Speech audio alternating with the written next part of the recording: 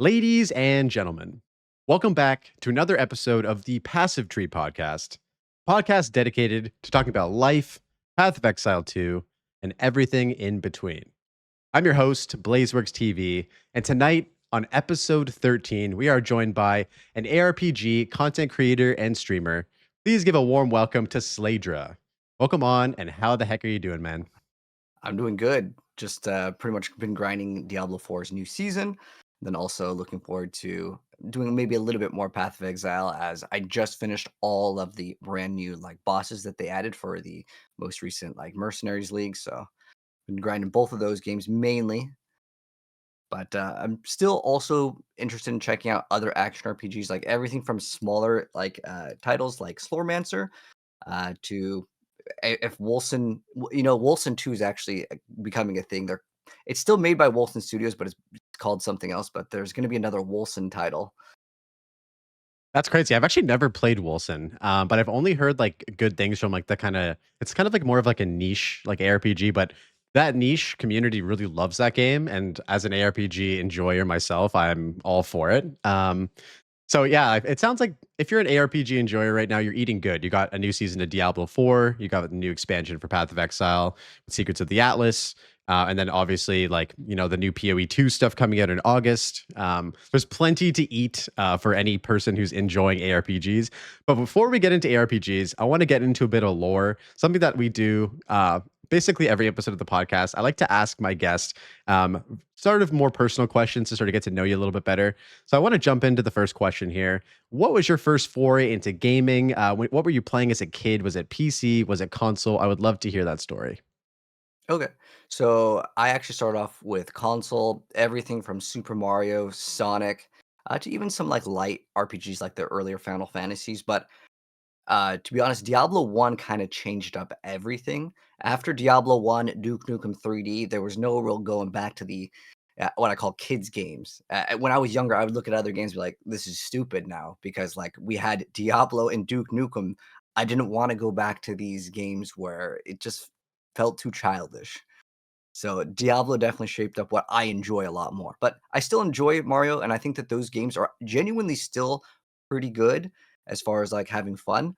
But it just opened up the doors to more mature titles for me personally. So that was kind of like my intro to gaming was basically platformers because that's what was coming out at the time, like Crash Bandicoot, Spyro, like all those games for the PS1 and 64. I enjoyed a lot of those, even Gex. I play a lot of games. I don't really have any limit as far as what I play, with the exception of sports titles.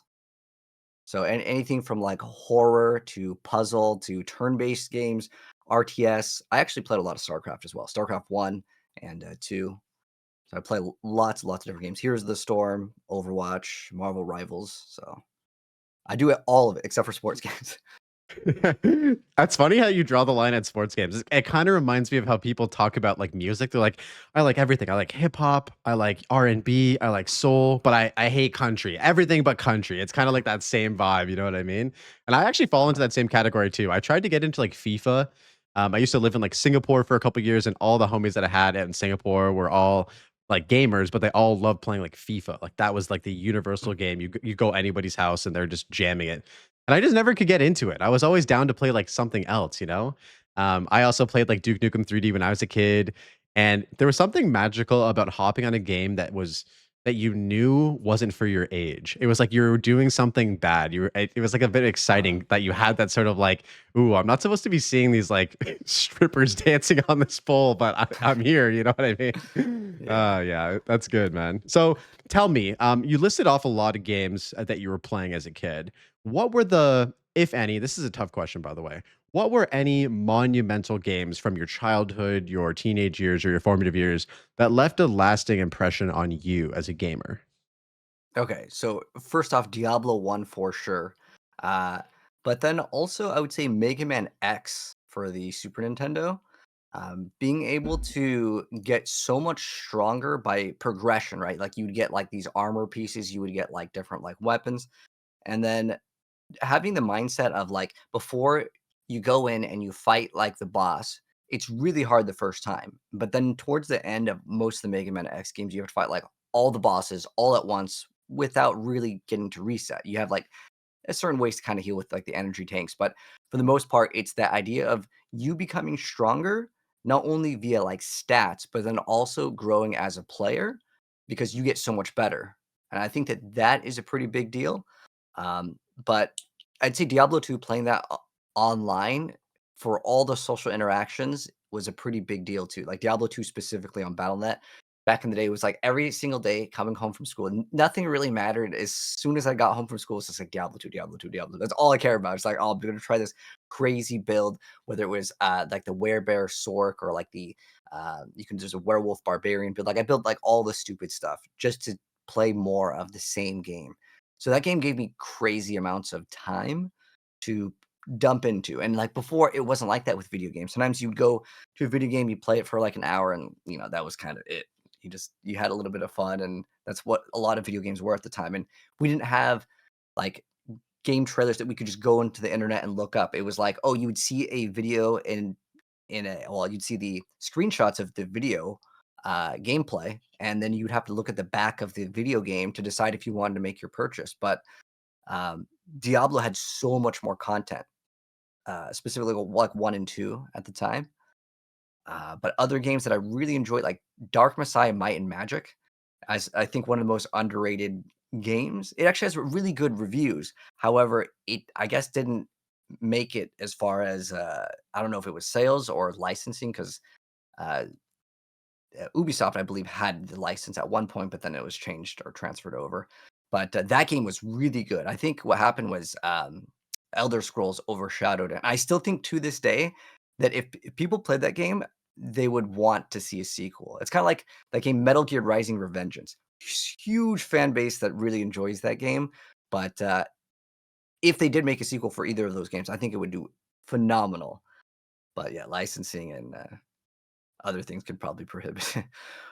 But I would say, yeah, those 2 games, in particular, and also StarCraft 1, because StarCraft 1 had these settings, called, like, user map settings, where you could basically have these custom game modes, and you could play Diablo inside of StarCraft 2 right now.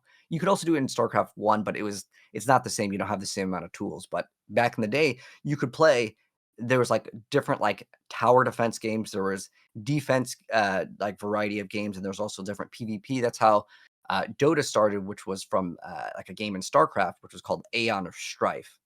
So there's so many different things with, like, the user map settings, in StarCraft 1 that I think would probably be, a crime not to put on that list, so, yeah. And then also, I really, really like Devil May Cry, like, all of them. I think those are all really excellent games too, but, yeah, I would say those games come to my head, and also, I really like puzzle games, specifically, like, Portal, ones where it, like, action requires brain activity, because as much as I enjoy action RPGs, a lot of the time that you spend in the game after you get your build, right, which is, like, the part of, like, the thinking process of, like, okay, which one is going to min-max better, but now you can just throw into path building, and it'll mathematically calculate, which the best for the most part. It's almost always accurate. Uh, you can tune out, right? Like you're just kind of just like rapidly shooting, and then the dopamine hits when you hear your loot filter having a drop. So for the most part, you're zoning out. Whereas with a lot of these puzzle games that interact your brain or like engage your brain, I like that a lot. Like even like horror games like Resident Evil, or I've been playing another one recently called The Killing Antidote. There's a lot of stuff that like requires you to think. Like some of the writing on the wall will have the password to something you have to open up, and you have to like think about it. Whereas with action RPGs in general, most of the time, again, you're tuned out. You're just like shooting stuff until it dies. There's not too much brain activity. It's a more relaxing experience.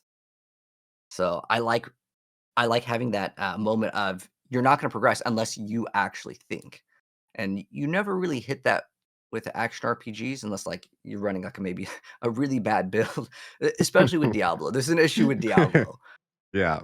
for Yeah, sure, yeah. where like with Path of Exile you can make the build better, like for the most part, but with Diablo there are certain skills that are just like no matter what, you're not really going to the end game playing that specific build. So yeah, I think those games would definitely deserve shout outs. Yeah, But for sure. I mean, thank you for sharing all that. We have I think we probably come from a very similar generation. We have very similar gaming history. Blizzard Entertainment is like single-handedly responsible for giving me like the majority of my like formative, like very impactful games on my childhood. Like some of those monumental titles you mentioned, Diablo 2, still my favorite game of all time. I've said that on the podcast pretty much every episode. Everybody knows I love D2. I always will. I go back and play that game every year. StarCraft, you mentioned custom games. Like that was so peak back in the day. Like playing not only like ladder stuff, but also like, if you wanted to hop off ladder and have a more chill vibe, playing like tower defense or Nexus Wars or something like that. Like all of those game varieties were just like it gave that game so much more longevity because there's so much more to do in that game as well. So yeah, super cool to hear that sort of we share a shared history, especially with Blizzard. We're going to talk about Blizzard more later on in the podcast, and sort of a more modern context and a more modern lens. But there's a question I want to ask as sort of a follow up. So now that you're not a child, and now that you're not sort of playing, StarCraft One custom games on like dial-up internet, how do you find balance between your life's responsibilities, your gaming, your content creation, and all of the things that life has going on? Well, for me though, I can pretty much do this full time if I want to. But I still think that it there is a balance between being able to enjoy yourself with other video games. I know burnout is a pretty big issue for content creators, especially ones that lock themselves to one game for good reasons, though. Because if you start streaming other games, you're going to lose viewership. People are like, "Oh, do you quit the game?" And it happens every single time for a lot of content creators. Because I talked to a few of them, and we talk about like when we swap from Path of Exile to Diablo, sometimes your fans will genuinely get mad. They're like, "Did you quit the game? Why aren't you playing this game? Do you hate this game now?" And it's like, no, I can enjoy both. But for me personally, I play a lot more variety. So it is definitely bad as a content creator until you grow to a crazy point, like as in that you can stream whatever game and it doesn't become an issue. It is definitely something that I would say that leads to content creators burning out because they feel forced because if they stream a different game, they get way less views. And it even happens when you do like sponsored content too. But for sponsored content, people have the mindset of, oh, he's just playing it because it's sponsored. And sometimes that is done genuinely true. But sometimes there are sponsored games that I genuinely think are really good. Like, there's a game called Origami that I thought was really good. Guild Wars is another title that I did sponsored content for, and I genuinely like Guild Wars. But if you branch out too far from, I guess, that one game that you're working on for content, yeah, it definitely will hinder you. But I know your question was probably more along the lines of like doing things outside of gaming. So I would say it depends on where you live. Some people are introverts and they don't really like doing things, but I think for me at least, I really enjoy traveling. Like I went to Thailand earlier this year, and man, that place is like the greatest place to travel. If you ever want to travel anywhere, there's no other place uh, than Thailand. After you go there, there's no point of going pretty much anywhere else. That's But sick, dude. Yeah, I've yeah, been to Thailand a bunch of times actually. So when I lived in okay, Singapore, I was on a traveler's visa. And so what that meant was I had a month to stay in Singapore and then I had to go out of the country and then come back in and they would reset my visa. Dude, I did this for like 2 years. Somehow they didn't catch okay, on. But so I used to go all over Southeast Asia. As you know, there's a lot of different countries that are sort of, a short flight away. You can get like there and back for like $100 to Thailand, Vietnam, Indonesia, and all that stuff. So dude, I went to Thailand so many times. Like, I did a big trip with like, my homies, and then I did a big trip with my lady. We went to like, Koh Tao was a place that we stayed at, beautiful little island. And yeah, it's a special place, man. Really, really special place. I love Thailand. Whereabouts did you go when you were in Thailand? I flew into Bangkok and then pretty much just stayed in Pattaya and Bangkok because I enjoyed Pattaya a lot. That area is just it's always got something going on, and I like that. Same thing with Bangkok. I went over there and did some Muay Thai that was very enjoyable. Also, which was really fun because I live in California. We have very strict regulations on like what kind of guns you can own and fire. But over there, you didn't even need to pass any sort of like test. You didn't need to do any training. They're just like, you want to go shoot guns?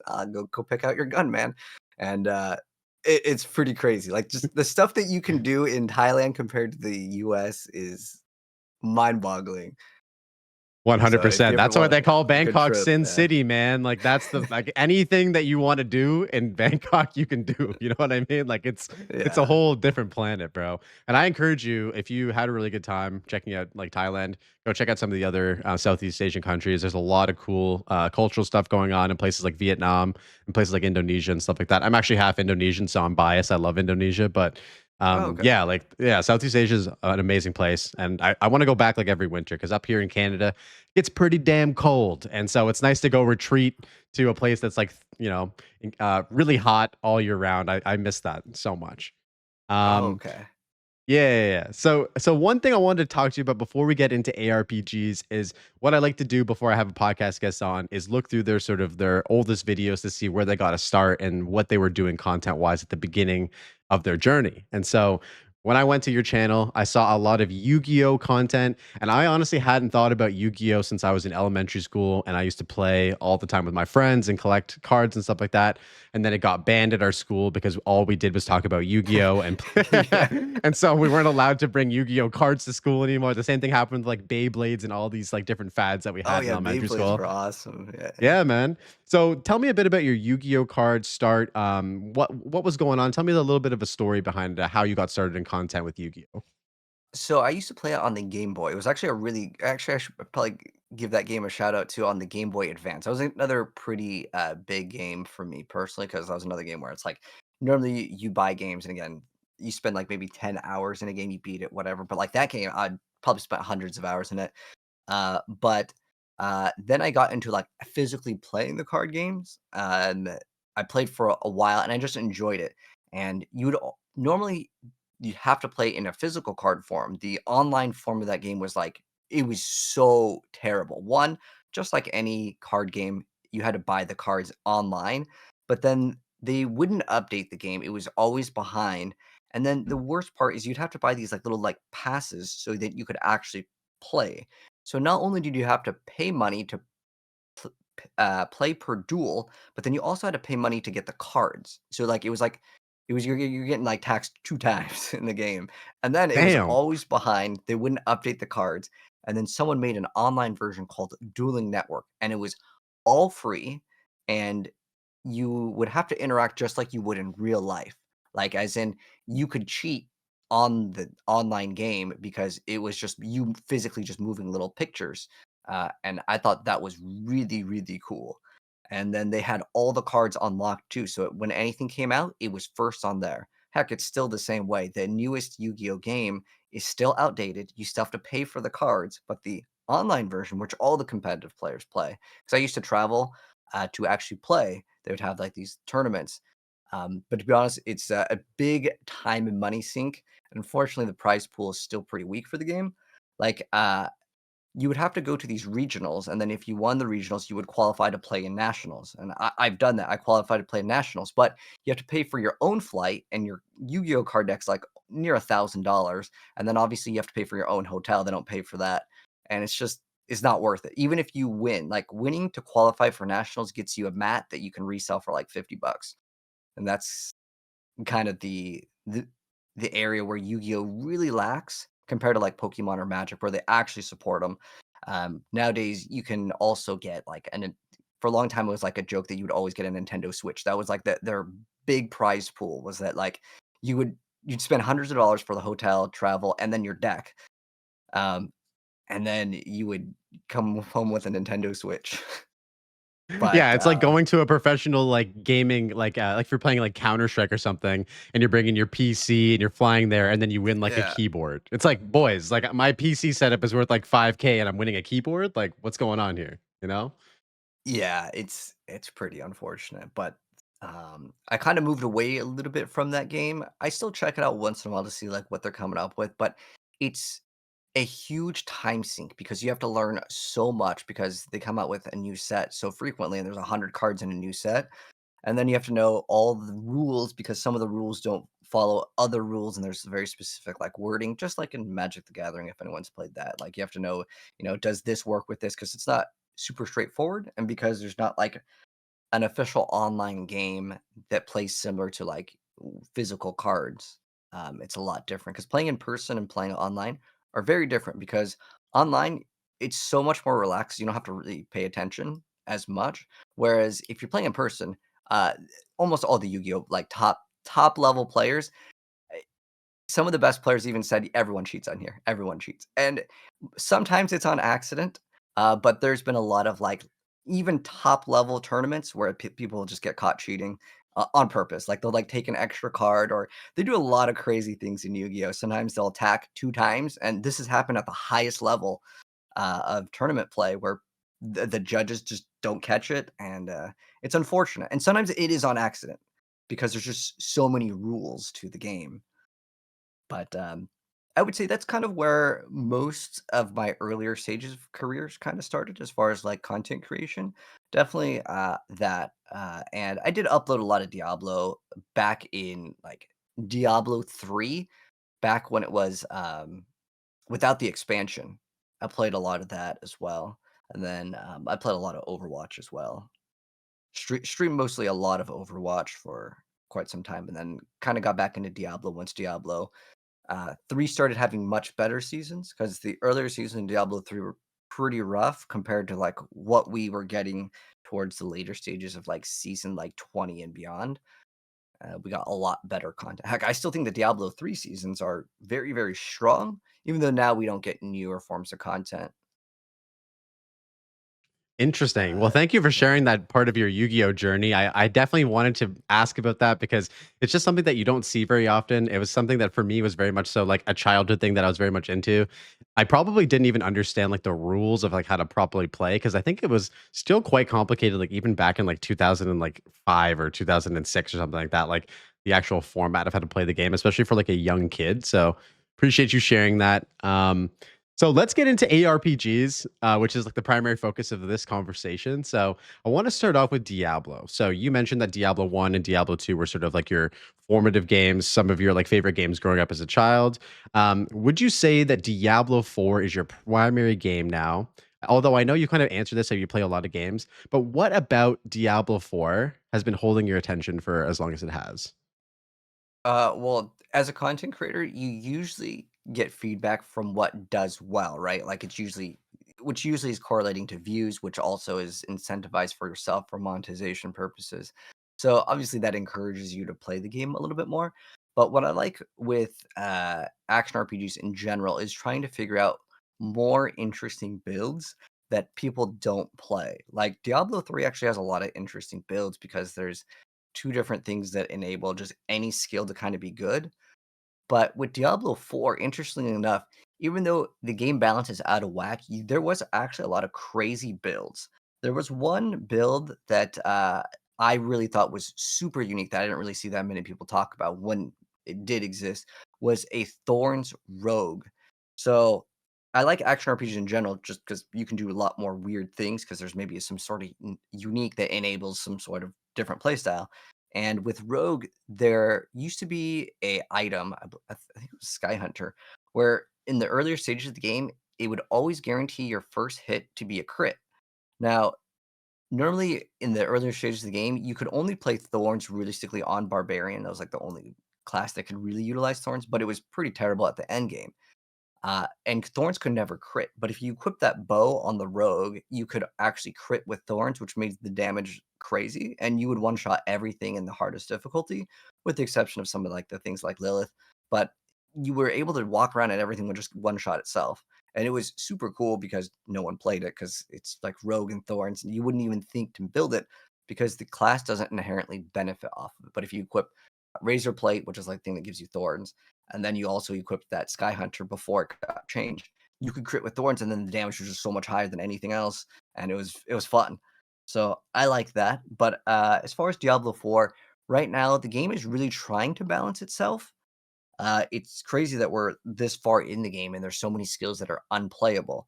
But at the same time, this almost makes it more interesting because you can take other things that people wouldn't think are good and actually try to figure out a way to make it like a little bit more obscure and viable to play. Versus if you look at how certain other games are designed, like I'm going to take Diablo Immortal because it's similar in the sense where it is another Diablo title. But in that game in particular, all the skills all kind of have like some sort of damage, right? You take the skill, then you have like the skill does 100% of your character's damage. They're all relatively similar to that number. But with Diablo 4, the numbers are so crazy because you have these multipliers of like 80x, 100x, and I start adding these, and then it goes crazy because that's where the balance starts to really show that they don't balance the game in a sense where every skill is viable at endgame. Whereas if you look at Diablo Immortal or even Path of Exile, all the skills are usable for the most part. They're never going to be like absolutely just terrible to the point where it's impossible to beat the game. Whereas Diablo, yeah, it's pretty much impossible to beat the game with certain skills. So uh, that's kind of what interests me as far as Diablo 4 goes. But there comes to a point where you've tried everything. Like I pretty much played every single build there is to play. Granted that it being a core skill and like you can actually invest into it. I've tried out every single one, and I like that. But there comes to a point where like I've done everything, and then usually I end up start looking at other ways to improve the game as a Diablo partner. Uh, I always try to look at areas where they can make the game better because that helps the game itself, which gives the game a bigger life cycle, which improves my content and helps the Diablo team. Now, do they take all the feedback from all the content creators that are partners? Not necessarily, but sometimes things take time, and unfortunately, sometimes things take longer than we want. Because like, I wanted a loot filter from, like, the start of the game, and it's just taken so long, and it's so weird to me that there's, like, very basic things, right? Specifically, like, loot filter, there's trade, leaderboards, like, we don't have these in an action RPG that's, like, a modern one, like, I to me, that still doesn't make sense we don't have a loot filter, but the way Diablo's design is you need to pick up all of the trash items, then you salvage it to get the materials. But you don't really want what's called like the non-ancestral pieces of gear. Just like in Path of Exile, most of the stuff that drops on the ground is garbage. So you don't want to see it so it doesn't clutter up your screen and waste your time to pick up essentially garbage because it's just getting turned into crafting materials. But with PoE 2's most recent update, I think that as long as you put it in a loot filter, you don't even have to really like customize it. You can sometimes just grab random yellow items and just be like, oh, let's just slam a couple exalts. It's got like one or two good stats. Let's see what happens. I think that that can be enjoyable for some people because like I've done it before and sold a couple items for a couple divines where you're just like, you just randomly pick up some yellows that are like marked because it's a high item level. So uh, going back to your question though, yeah, I would say right now Diablo 4 is my main game though. But there's definitely going to be a point, especially like now, like I've played every single brand new build now at the end game. So for this current season, which is season 9, after I play everything that's like meta and then drop like build guides on pretty much all the new stuff, uh, there isn't too much to do in Diablo, and then the content becomes okay. Well, let's go talk about what can we improve on the game. What are like the problems, the main problems. Sometimes people see it as negativity and complaining, but it's more so feedback for the developers to actually look at because we put like a hashtag that helps them look at it, and then they can decide if they want to implement what we think is a good change for the game. So. Uh, After a while with Diablo, I'm gonna play Marvel Rivals because they have a new season coming out. But my main game definitely is Diablo 4 in terms of like views and what people usually go to the stream for is usually Diablo content. But Path of Exile, it's kind of like a gray area for me right now because I play Path of Exile, I do. Uh, I can get to maps and I can do like Maven and stuff. Whereas some of the other Diablo content creators, like they played Path of Exile, but they never really like play it as in they don't really understand how to juice maps. They may not get to Maven. They kind of like do the campaign, they get to maps, and then that's kind of it. They don't push beyond like tier 16 maps. They're just I understand tier 17 maps are quite difficult, but they never do Maven. Maven's like the one area where I feel like it genuinely is pretty difficult, especially the memory game. Right. Okay. Okay. So to sort of in summary, basically Diablo 4 is your main game. You Yeah. enjoy basically playing it, blasting it, sort of navigating the different skills and the different abilities and synergies, figuring out sort of what the cool like off meta builds are. That's sort of where like your most enjoyment comes from essentially. I wanted to bring up something with you. So There's a creator, he goes by Rax. He came up with it. He put out a video recently called "A Message to the Diablo 4 Team from a Heartbroken Fan," and it was kind of a video that popped off right before the newest season of Diablo 4 came out, and he sort of to reflect your sentiment, it was sort of a feedback video, not necessarily being negative. It's actually very positive. It was just more so of like announcing his disappointment, but offering like clear solutions to some of the problems that he was experiencing within the game. Did you have a chance to watch that video?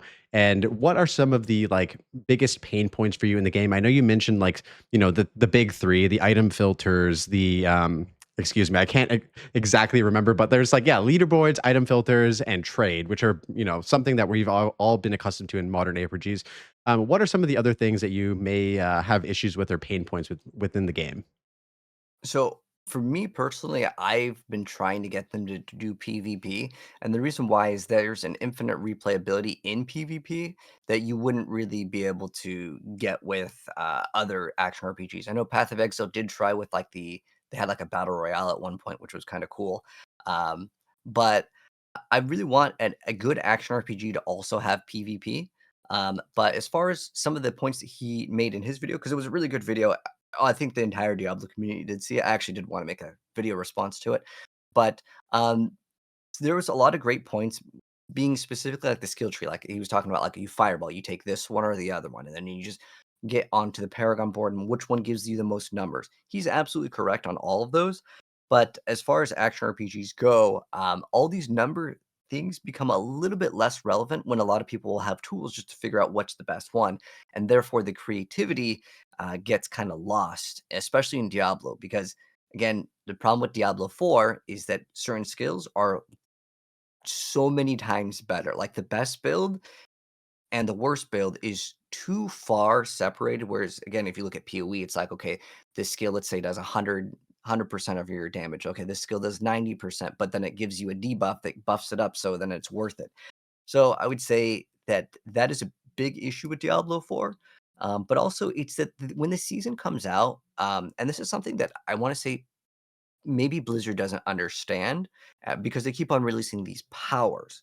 And the interesting thing with the powers is I genuinely think there is a lot of cool design in these powers, but the main issue is the fatigue comes with the actual powers being a repeat of what we already have. So one of them will, let's say, grant you a barrier. One of them will maybe give your character resources. They all feel a little bit too samey, where if you look at another game with its new seasonal content, like the mercenary system, I felt like Path of Exile swept the floor compared to Diablo. Like, I was really hyped up about the mercenaries from the new expansion because in Diablo 2, the mercenaries gave you a huge buff. You can have them like break resistances. You can have the mercenary carry the entire game. But in Diablo 4, when the mercenary came out, it was like, okay, you just have a 20x on a condition. It's like, okay, well, every once in a while, when the mercenary does his little special move, you get like a small little boost of some damage, which it's still cool, but it's not as much as what I think is impactful to the point where you're like, wow, I can't wait to get this new mercenary. I want to equip him with all these things, give me buffs, and then also be able to carry me and kill content. Whereas the Diablo 4 mercenary is so useless when it comes to like, if you stand AFK, can the mercenary kill anything? No, like never. Like unless it's like level one content. And that's an area where I think Path of Exile dunked on them. And what I find even crazier with the most recent like memories, right? That you have like you run like 4 maps and then you fight like a boss at the very end with the new system. That is literally the same thing as a Nightmare Dungeon escalation. Because in Diablo, we have Nightmare Dungeons and Path of Exile, you have maps. And their maps are just a lot more fun. And then you start juicing it as well. I would say in general, there's actually so many similarities with this most recent league where like they just looked at some of the stuff that Diablo did and just did it better. So for me, it's disappointing in a sense, but like I play both games. I genuinely like both games, and I don't care if games copy other games as long as it's fun. I think that's the bottom line. That's all I really care about. But I think that both games can be successful, and I genuinely again like both games. So when one copies the other, it doesn't bother me. But as far as pain points, going back to the original question, there's a lot of stuff that I think Diablo could add to keep people entertained past a week. Because the good players that have been playing, like the big hardcore fans, they can play for 2 to 3 days and they're pretty much done. All you're doing is slamming down the pits and it gets way too repetitive. If they add more incentives like a leaderboard for those people that are the top 1% that will grind again and again, that will keep them going because they're like, oh, my record just got beaten. I'm going to go grind for 10 more hours. Like that will keep those players in there. And strangely enough, streamers can make and break a game. I know that game Among Us, like that game grew in popularity and blew up because of streamers. So I know that there's some people that have the mindset of like, well, if the streamer doesn't play the game, who cares? That doesn't improve sales. But in reality, it keeps people coming back to the game, especially as a game as a service where you have new skins coming out. Because if your favorite content creator isn't like, maybe looking at the shop or he doesn't have a new skin, well, the player isn't going to be like, oh, I want to run that skin that he's running. So there's an issue with the amount of time that people will spend in Diablo. Like the the retention rate is pretty bad on Diablo in general. Specifically, 2 or I'm sorry, 2 actually does it much better, but, like, 3 and 4, a good player that has been playing the game for a while will max out in a weekend, and then that's it. And, then the content creator I could definitely tell a lot of content creators, in Diablo 4 get fatigued pretty fast, and I don't even think it comes down to making the game slower, which I think that the game has been trying to do. They're like, we don't want you guys to, chain farm these end game bosses, but then you make the drop rate of the mythic, which we need 3 of, like 1%. So what else are they supposed to do when you have like the item that only drops from this boss and it's a 1% drop rate? um, it doesn't really become as enjoyable, especially since every single season you got to do it again and again.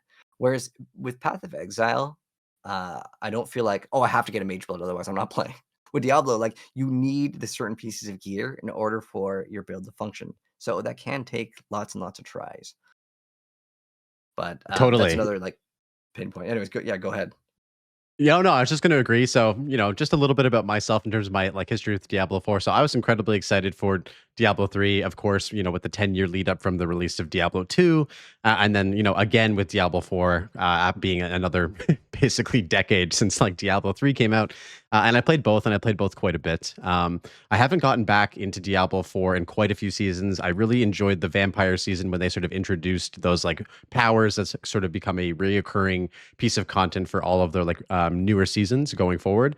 But you're exactly right. One of the things that I sort of realized in the game was that there's not that sort of incentive for longevity because it's so easy to reach sort of a pinnacle of your character, of your progression. And that really is like getting those mythics, which, it's just involves farming, the same like bosses to the point where you find them and then pushing like as deep in the pit as you can go, basically, or as fast as you can go. And it sounds like to me what you're saying is that you would enjoy another thing. Like Diablo, it kind of sounds like Diablo 4 needs another thing. Leaderboards would be great, but what if there was something else that like, end game players could engage with after they got their, unique or mythic uniques or something like that. And so I wanted to ask you, like, do you have any sort of like ideas maybe that like, could be like implemented as sort of like an additional end game system or additional piece of end game content that would allow for players to be more engaged in Diablo for longer than like a weekend or a week, basically? Yeah, well, I think PvP will definitely encourage people to do that, but I think the team is kind of afraid that if they try to make a PvP season, that it's going to be too difficult to balance, and I totally get that. But I think that they need to at some point try it and then see what is too overpowered, and then just start balancing. Or you can have like the content creators try to balance the game. I think that that'd be an interesting thing. I know Overwatch had content creators make like a balance patch and they had it like it was kind of a separate thing. It wasn't in like the main game, but like you could play on kind of like what they saw as like a vision of the game in a sense because they could kind of edit the characters a little bit. And I think that would be interesting for Diablo to have either a season or do it as some sort of off mid-season event where they're like, we're gonna have content creator balance update. And so then you have all the content creators just tweak the numbers. Because I understand if you tell the content creators, what do you want to do? Change the game. And they're like, oh, I want 4 more classes. I mean, that'd be great. But I think for Diablo to actually hold people's interest for an extended period of time, PvP would be excellent. Leaderboards would be a good start. And I actually think that if they do make the progression a little bit smoother in the end game, because getting your glyphs to 100 is absolutely just a pain, and a lot of builds can't do it. So if they ease into that, and then also had a trade system, because a lot of people do not want to take a screenshot of their item, list it on a website, wait for someone to message them, connect their battle.net, wait for the message, and then try to join them and add them as a friend. It is annoying, just like it is annoying in trading in Path of Exile 1 and 2, with the exception of Faustus, which is like, that mercenary where you can just trade your currency instantly, and it's the greatest thing ever. But if they added that in to the game, I think it would be a little bit better, because then people could be like, okay, I need this as my upgrade. And they can just go be like, okay, I'm gonna farm a bunch of gold or sell all these other items, and then I'm gonna buy the exact item that I need, and then I can continue progressing versus I don't really want to go bother and message a bunch of people that are never going to respond. It's just one of the most annoying things in Path of Exile as well. And so I think that could help out, but I also think Diablo needs just like more ways to do end game content. We had these like trap dungeons before. This was in season 3. And I think that the trap dungeons did allow for a little bit of creativity, because there's runs where you try not to get hit. And I think that they could have kept that in the game. I think that they need to not remove any forms of content, because we desperately need variety in the game. To have the end game be all right, slam 500 pits, it's not what I would consider ideal content. And the reason why is the difference between a pit 1 and a pit 150 is nothing. It's just a numbers game. So your damage goes up, but their HP goes up. So you essentially feel the same every single time. Like, yeah, you're upgrading your glyphs, but then you're also trying to go higher so you can upgrade your glyphs more. And even though that's part of an action RPG, right? You kill stuff, you get stronger, and you kill stronger monsters to get better loot. That's the issue where Diablo falls compared to Path of Exile. You do not really get better loot than a greater affix. Like, you can't get anything beyond that. And there's too big of a gap between once you get that greater affix in like Torment 1, which is when they start dropping, and then you're going to Torment 4, and then you're also going through all, let's say on average, you're going through like 100 pit tiers, because doing Pit 150, while there are some builds that can do it, it's basically unrealistic for most builds to even get close to it. So there isn't any like huge drive to, oh my gosh, I can't wait to get to the next pit, because you're just doing the same thing. So I think fatigue is very real with D4. But with Path of Exile, I feel like you can always get like, you can, if you get a divine orb, it doesn't matter what pit tier it is, it doesn't matter what map it is. You're excited. You're, oh, cool, I can get an upgrade for my character. Versus Diablo, it's like you're just playing. And yeah, you could get an item to drop with, a little bit higher stats, but it's not as exciting. There's not a big amount of dopamine. And since you mentioned Rax's video, one of the things that he mentioned that most of the points, though, I will say I like and I agree with, he mentioned that the items there wasn't any, like, big drop that you'd get excited about, and he was mentioning, like, the mythics, and, he was saying that they can't be so rare that it they never drop, right? Which is how the game used to be, like, the Harlequin in the earlier stages. These items, you could not make a build around because they were impossible to get. But he said that he wanted it to be like, well, every few seasons you might see one. I feel like for me personally, that is a terrible design, because your average player will be like, I want to run this build. Okay, it requires these 3 mythics. Well, I guess I'm not playing it. I think that a lot of people have evolved as far as time goes in any video game, where they kind of want to get the stuff within a reasonable rate. Like back in the day, we could have these, super, super rare items in like Diablo 2 or Path of Exile 1. But nowadays, like if you compare how easy it is to get a headhunter nowadays versus way, way long ago, like several years ago, it's a lot different, I would say. Like people are much faster at doing things. So I would say having items be rare is kind of a cool thing the first time. Like, if anyone's played Diablo, your first time getting a mythic, it was exciting. But because you reset every single season, to have an item be only dropping once every few seasons for your build, and you need it for your build, especially like things like Ring of the Starless Skies, which do enable builds to function properly because of the resource cost reduction. I would say that it probably isn't in the best interest of making items that rare. I think what you can do to make the dopamine still sort of exist, but not alienate any of the casual base, is to have that be a special skin. Like in Path of Exile, they have like the foiled skins, but they can have a different skin. So then the player still feels like, wow, I have this thing that no one else has, but it doesn't lock the players down. So I think skins very, very rare skins that are super ultra rare, that's fine. But I think when you start making builds not function because it doesn't have the correct piece that everyone plays and has played also, because this is a thing that I think you can't go back on when it comes to action RPGs. You can't let someone do millions and billions of damage and then be like, wait, wait, wait, we're gonna give you like 10% of your damage now. And the player's like, no, I don't want to play your game anymore.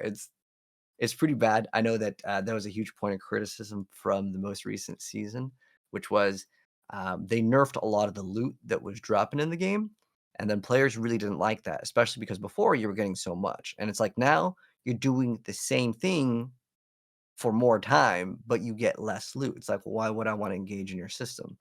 And so I think that Diablo has already been bleeding players, and I wanna say that perhaps their mindset was, "Okay, players aren't playing long enough. How can we keep them in the game? We'll just slow down their progress," which is not necessarily what I think works. I think to keep people entertained in the game, you can't make them do the same thing for longer. You gotta actually add new content that people want to engage and play with.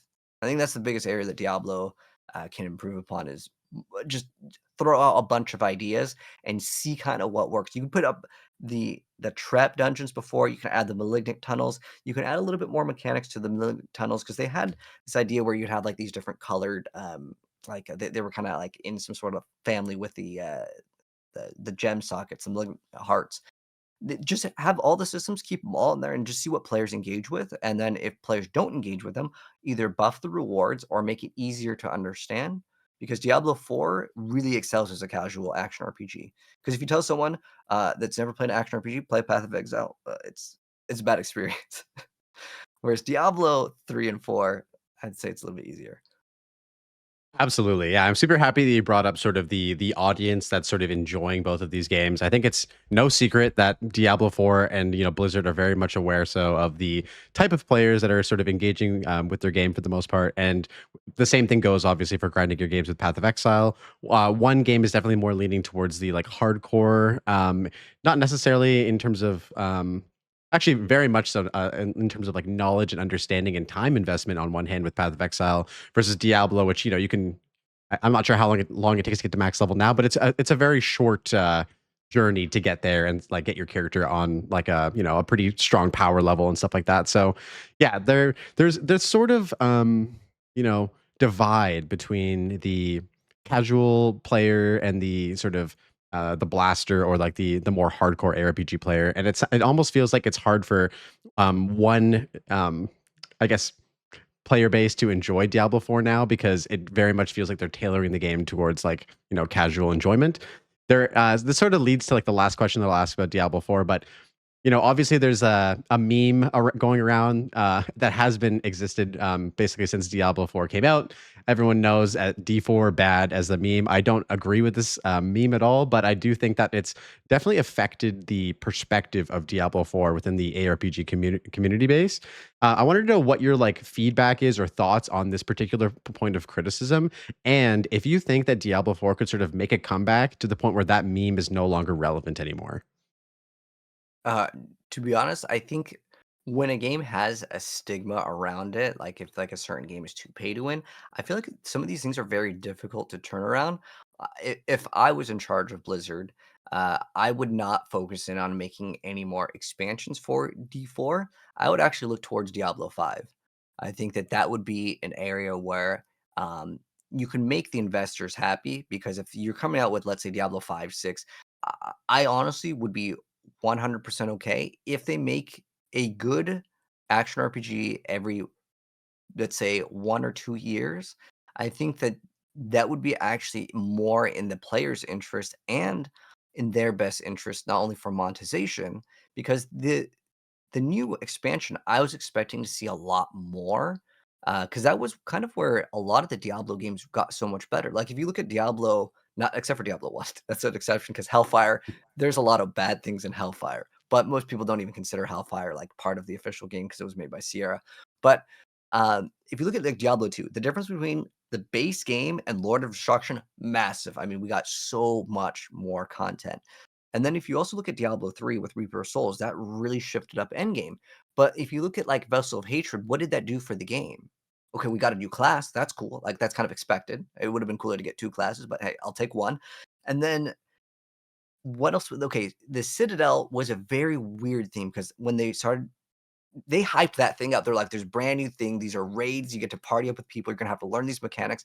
And the first time you do a raid, excellent. Like I would say that most people would give that like a 4 out of 5 out of 5. Like people enjoyed that. That was a good form of content. But you'd only do it once and then you're done. It's like, well, what is the new expansion going to add?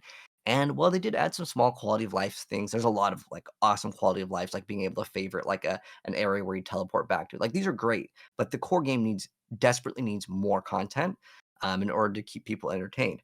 But the way that they're approaching the game is kind of interesting because they actually want this game to be a 10-year game and they're making it free on PlayStation. It's free on Xbox, and I wouldn't be surprised if the base game goes free to play eventually, which is a good thing. As a content creator, that's good for us because then they were like, okay, we got like so much more fresh blood because it recently went free on PlayStation, and so there's a lot more people interested in the game, and that is awesome.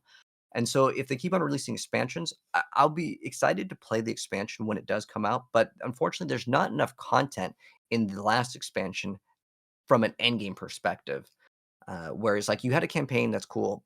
I'm actually glad that they made a campaign, but instead of a campaign, I would rather have had just like 2 or 3 different forms of endgame content that would save them time and that would also improve the longevity of the game versus, oh, okay, we have a campaign that's voice acted. Again, it's great that we have it, and I wouldn't mind if we had that. But I think the most important thing is just add endgame. That is like the area where Diablo 4 desperately needs some sort of newer innovation in action RPG too. I'm not even talking about like some of the stuff that we've already seen. Like usually it's do some sort of thing to make the monster stronger and then it drops better gear. I'm talking about mind-blowing things that would actually make you think about a build. Like I'm thinking along the lines of more like, okay, in the expansion, let's say they come out with the next expansion. I don't want to just see a new class. I want to see new skills, a new class, and then maybe you can select a main class and your class can get a subclass and you can start equipping gear from another class that can interact with your character completely differently. I'm talking about brain activity here. Diablo 4 really lacks that. It's kind of like Ooh, I like that. That's cool. big That's a cool idea.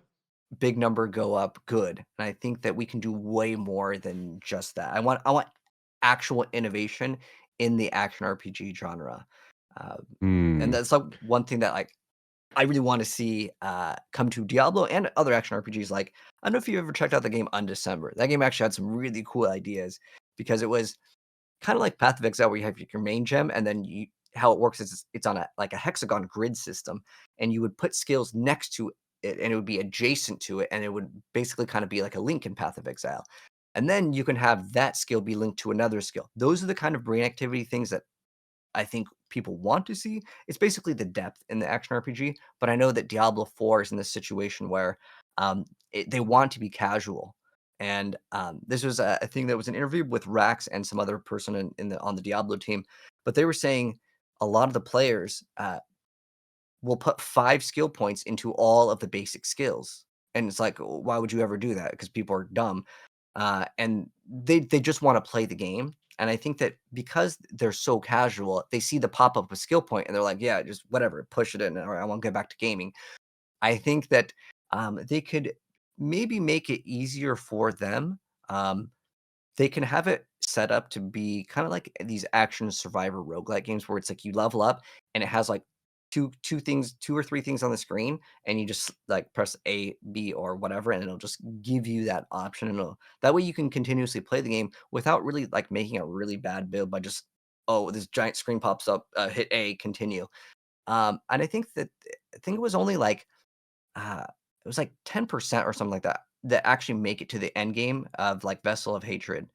It was like there's some sort of achievement on the Xbox, and it was like 10 or 20%. I just know there was a really, really low number of players that play Diablo that actually even make it to the end game. Whereas with Path of Exile, the completion rate before, at least for the achievement, it was like a 0.1% for people that actually do like serious Maven Shaper. Like these numbers are incredibly low too. So I don't even think it's necessarily just a Diablo problem. I think this is an action RPG issue where you have so many players unable to get to that point because modern gaming has gotten to the point where people want autoplay. This is kind of almost off topic, but I think autoplay is completely pointless in a video game. You play the video game to play, but I had recently this was actually a question last night when I was streaming because it came up since it went free on PlayStation. I'm guessing that's where the player came from. He's like, is there like auto loot and auto play? I'm like, why would you ever want this in a video game? Yeah. Like, don't you play the video game to play, not like sit back and just watch? Like he Yeah. wanted the game to have I kind of understand auto loot where it's like it automatically picks up your gear and you can just hit like equip recommended is like a term in what is it like a lot of the mobile games will have equip recommended and it's like don't you want to look at the piece of gear to see is this better than this? That's like the point of an action RPG. You kind of make a build around whatever, ice, fire, cold. You have to read to see which one's better, not like "Oh, whatever, just continue playing. And I think that that defeats the purpose of an action RPG because at that point you just play a hack and slash game that you get no upgrades and other than numerical stats. But I think that modern gaming with the giant arrow of go here, this is where you need to go, and you can click auto path and it just keeps on going. I never understood how that was like enjoyable, but I think a lot of games because people grow up with that being their game, whereas like growing up playing Diablo 1, you didn't get a giant arrow to tell you where to go. You had to explore. And I don't necessarily think that they need the games to be that free. I like the freedom. And I think that if you're lost, there could be maybe an option where you can kind of be pointed in the right direction. But I think the younger generation just kind of sees that as the norm in games, and if you make it too hard to the point where, like, they don't know where to go, they just have the mindset of, "Oh, whatever, I'm just gonna go play COD. I'm gonna hop on COD. This game sucks. I don't get it. Whatever." That is a big issue. So maybe they can look at making it easy for those players, easier because it's still apparently too hard. Diablo actually added this system, which I was really surprised they added. They had like an instant boost to max level with like a bunch of the gear. Like you wouldn't get paragons, but I think it was like level 50 or 60. They basically give you an entire character with all the legendaries like instantly. I'm just like, what is this? Like, this is something that you'd see in some sort of free to play game. It's like, oh, spend $10, get max level gear, go now. And I'm just like, why would you just let someone go to max? Because when you do that, they're going to be completely confused because they didn't make the build and it's already done for you, which I get it. Their idea is the majority of the player base does not play the game for a long time and they just get confused and they leave. So they're like, we'll just give you everything. And I think that while that may help some players, I think for a lot of people, that makes it worse because you didn't make the build. You don't understand why that gear is equipped. So that's an area where I would say that it's going to be very difficult to tackle that. But the thing is that that's the genre of the game. You don't look at chess and and say, well, how come there's no autoplay in chess? How come there's no like, tell me when to make the best move? I think that people go into action RPGs and RTS games kind of with the mindset that like this is a game that I got to invest time into and learn.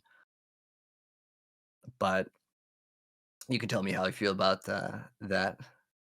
Yeah, I mean, I'm not a fan of autoplay. I don't play mobile games. I feel like that's generally speaking where like that particular like gameplay design comes from because again, it's a time thing and people are playing who are playing mobile games are maybe in transit or on a lunch break or something like that. So they're not like sitting down at the computer ready to like smash out a game for a bit. But I do think you're absolutely right on a lot of things. I definitely want to like highlight sort of the initial like point that you made because I think it's pretty interesting. So when I asked you essentially what your thoughts on the feedback and the criticisms of like D4 bad, like the stigma that we sort of discussed in the initial question, you said that if you owned Blizzard, you would focus you would shift your focus to Diablo 5 instead of potentially working more on Diablo 4.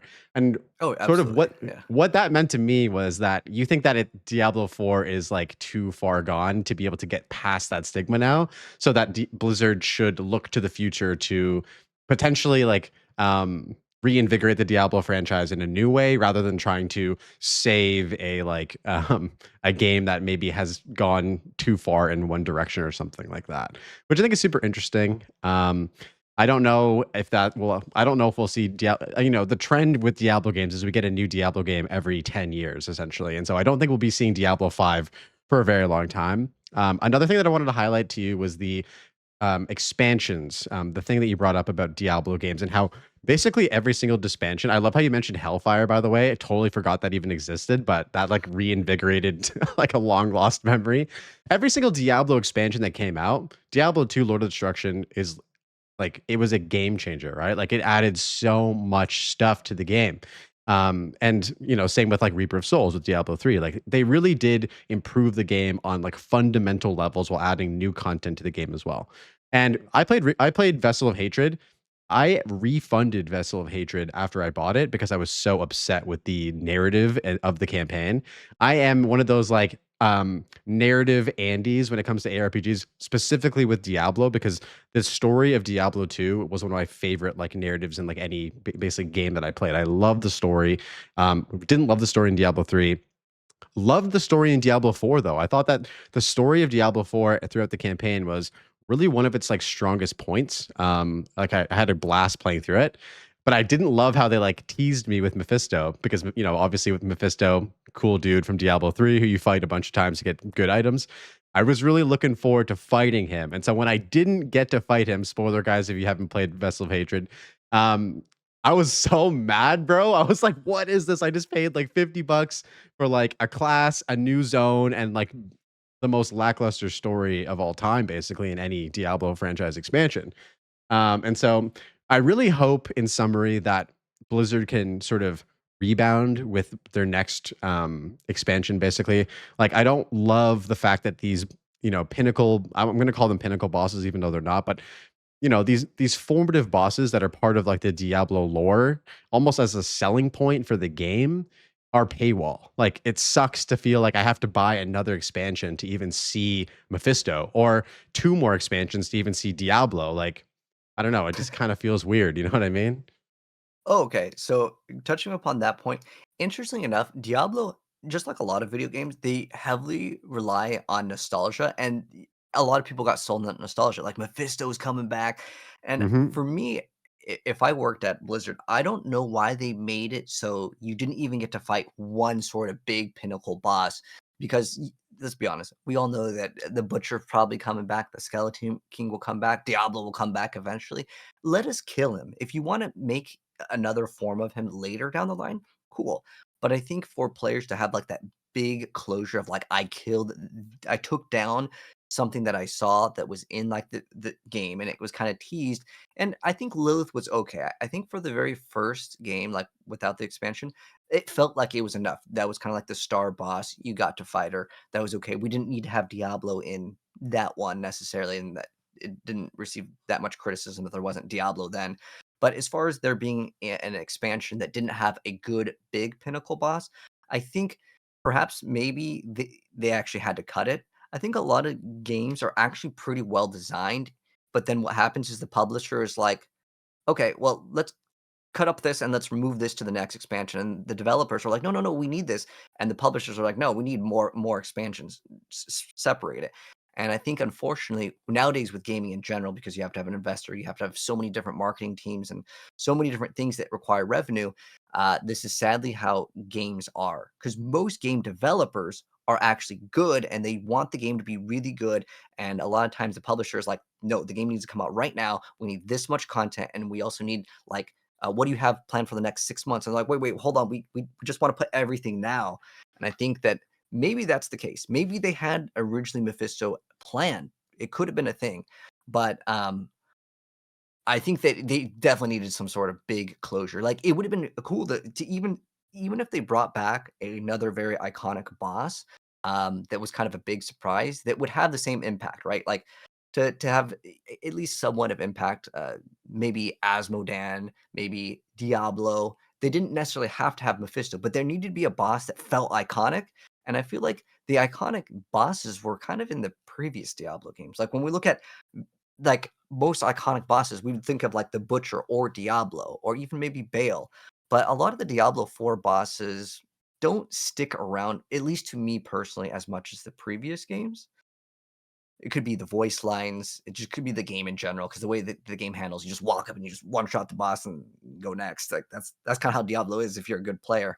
And maybe in the future things will change. But again, that's why I'm thinking if they want the game to slow down and make these bosses really epic and powerful, because if you fight the newest boss, he's just a big bullet sponge until you get your damage high enough. The new Astaroth that came back into the game.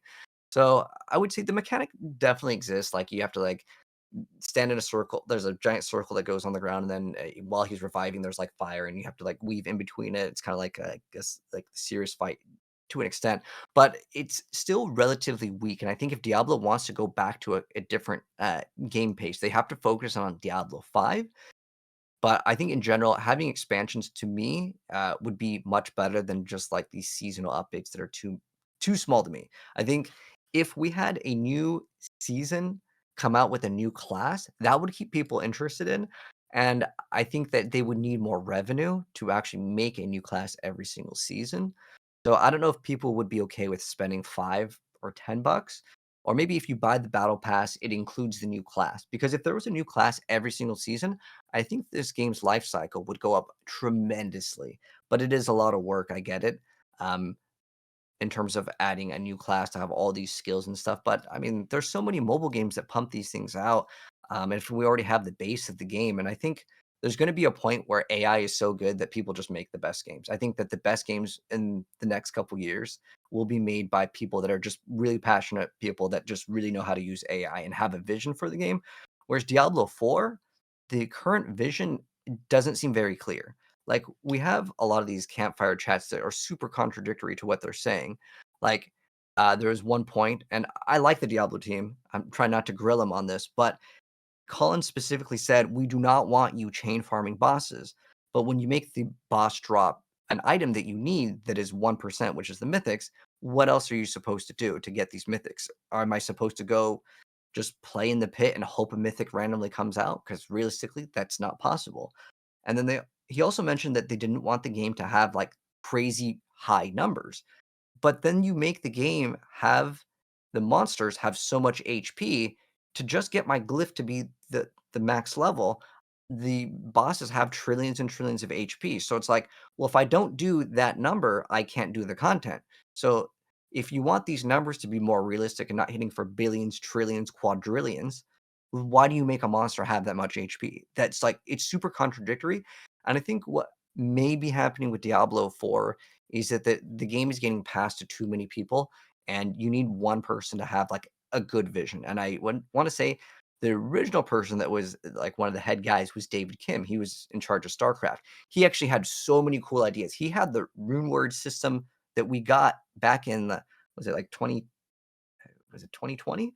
He had the rune system. He had set items planned. He had so many other things planned, and then he got kicked from the team. I was just like really disappointed because when I hear someone that's working on StarCraft's working on Diablo, I'm like, okay, this is cool because I love StarCraft.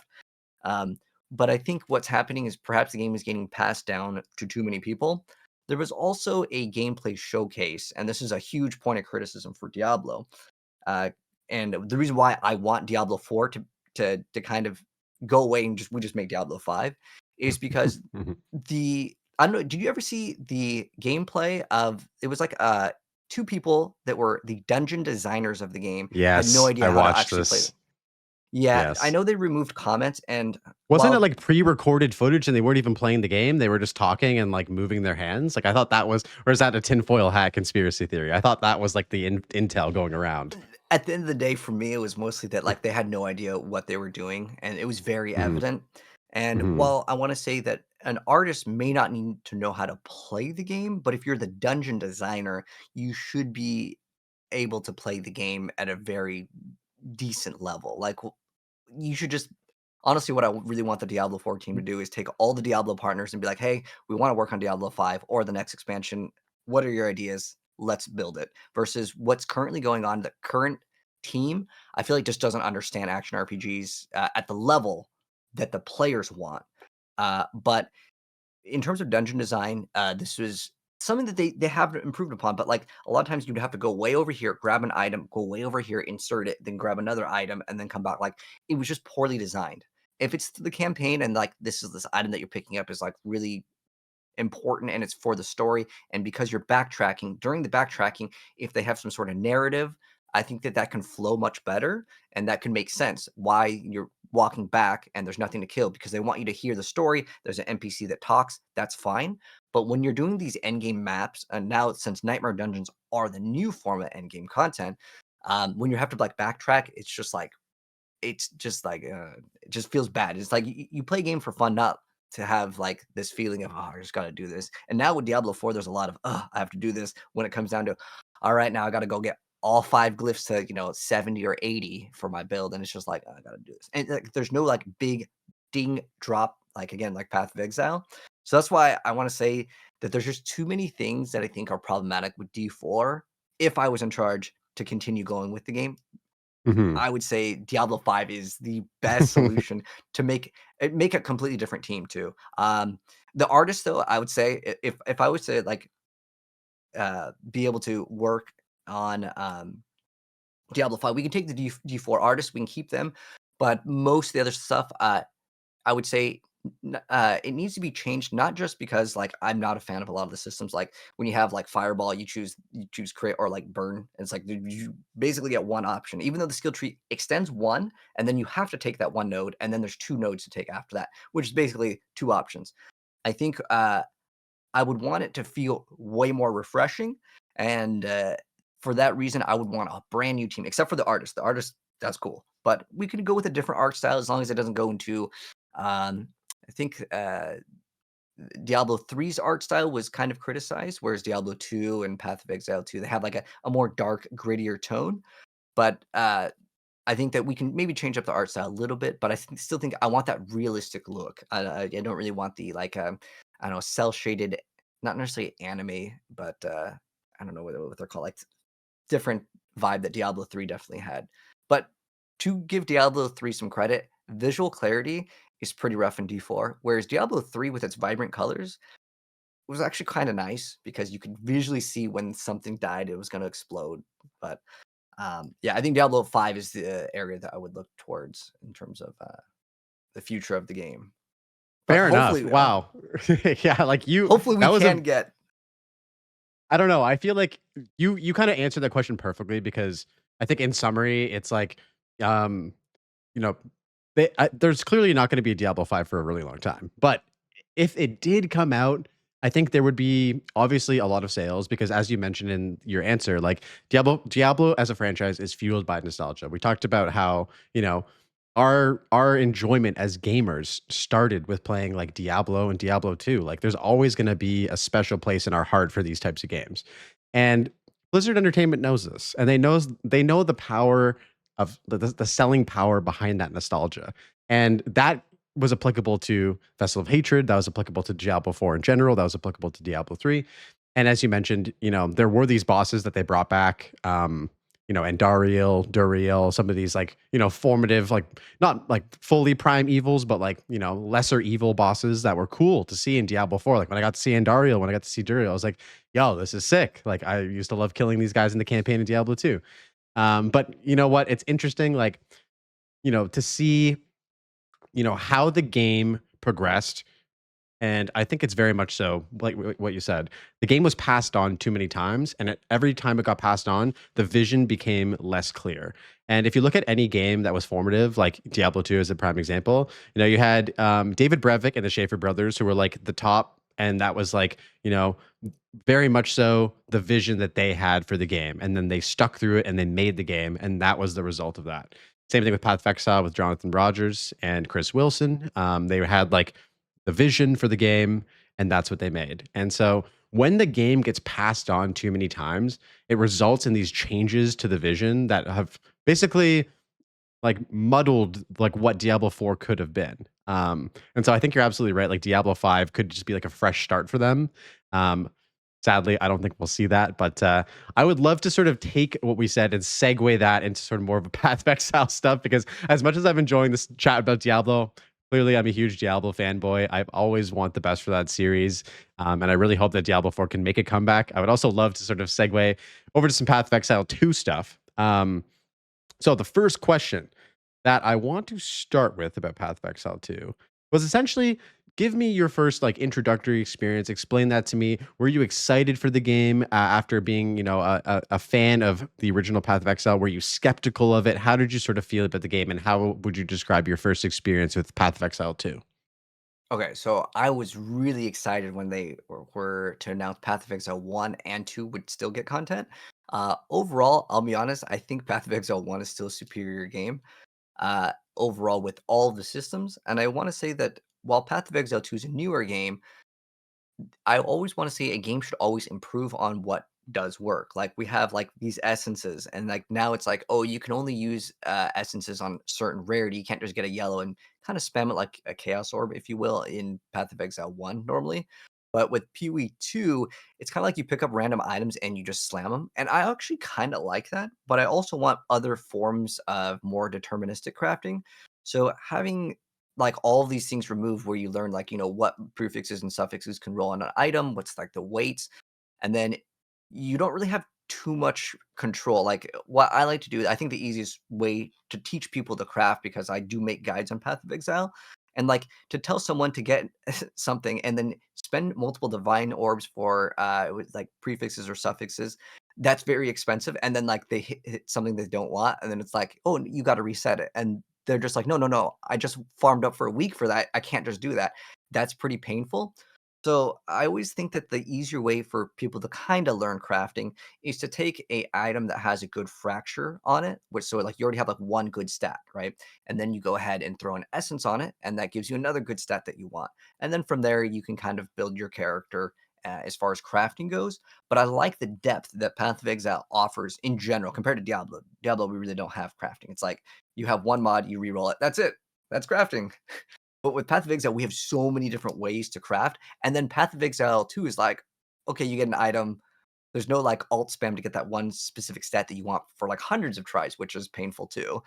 But then you have so many other systems that weren't implemented in. And I think that that is a big area that could use improvement for Path of Exile 2, specifically the crafting. But overall, I do like Path of Exile 2. I will admit, though, I really don't like going through the campaign 2 times. But obviously, once we get the rest of the acts, it'll probably be much easier. Because one thing I'll give credit for the Diablo team is like we don't have to redo the entirety of the like campaign. Because after I do it, I'll be honest, I don't really want to do the campaign like 2 or 3 times. If I want to make multiple classes when there's a new league, I don't really like doing the campaign.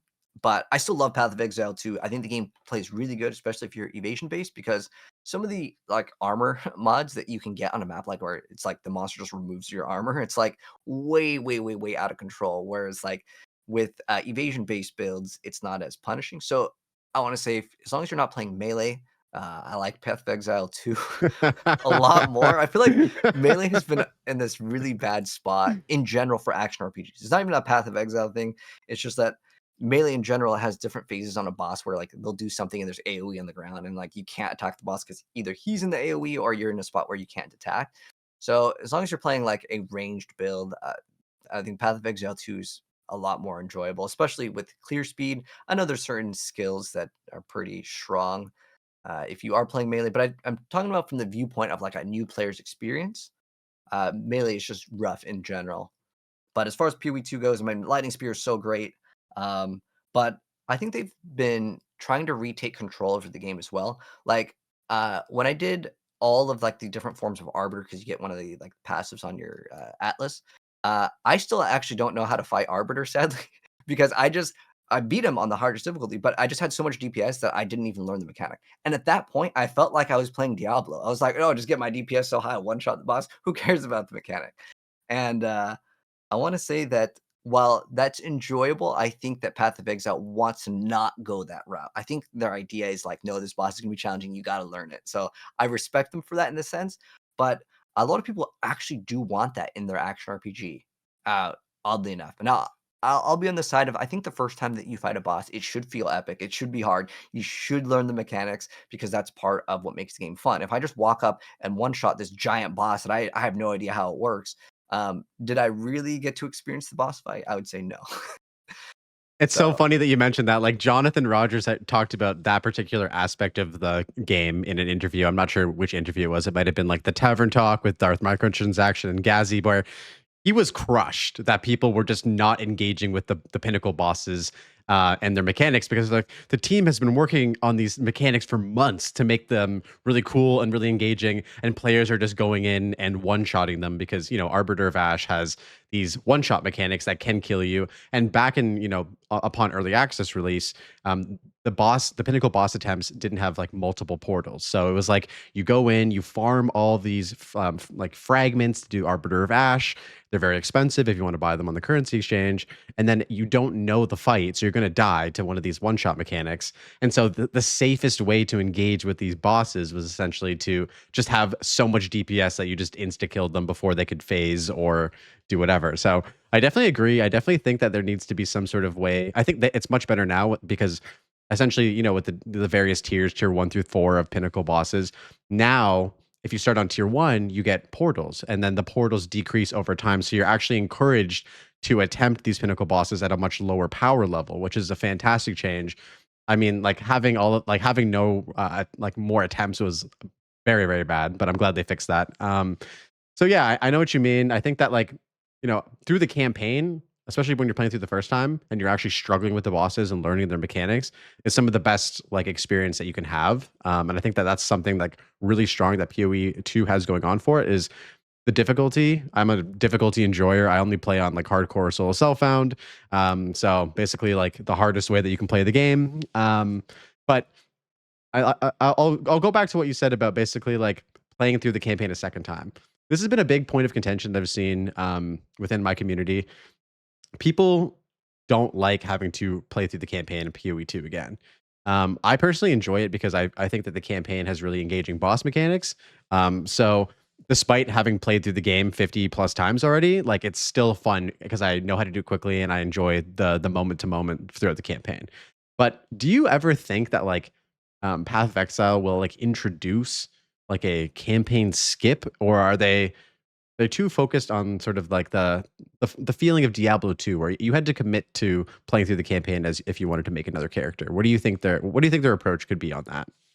well, a lot of things that get introduced in action RPGs can be early game content, and they want to see how like the progression feels with the skill leveling it up, and even uniques that you can get while leveling. But I think that after you've already played the game so many times and so many seasons, it becomes kind of fatiguing, especially in PoE 2's current state where you only have so many acts. I think when we get the other acts, it may smooth the transition for a lot of players because, again, going through it the same acts, especially if you're trying to do it in one day too, because most people that play PoE, I want to say it's not like Diablo where people will hop in for 10, 20 minutes. People that play PoE are like, I'm dedicating like this weekend is PoE time.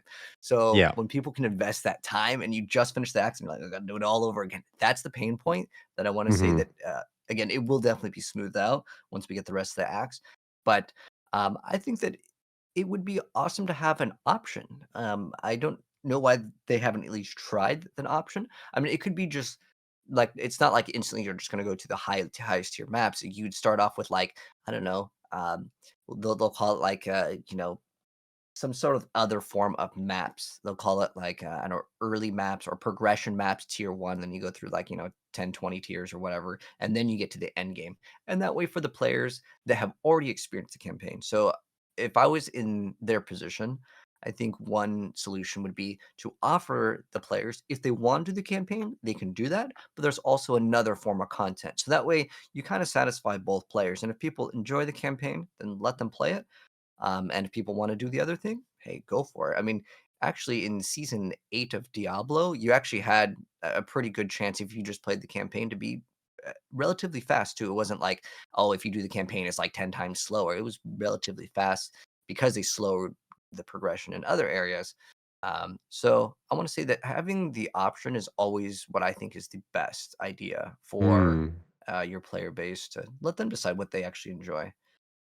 I love that. I love that. I initially I was actually opposed to this because I think it's just because I'm so Diablo 2 brained, where I'm like, play through the campaign. I enjoy the campaign. and that's part of making a new character. But coming from like a time standpoint, I don't necessarily disagree with it anymore. Like I would imagine that, you've played through the game the first time, you've earned basically the right to get to maps. If you have a character to start off at level 65 in your hideout, I would think that it'd be fine if he was just naked, because you could basically find all of the gear for your new character on your, main character, whatever like that.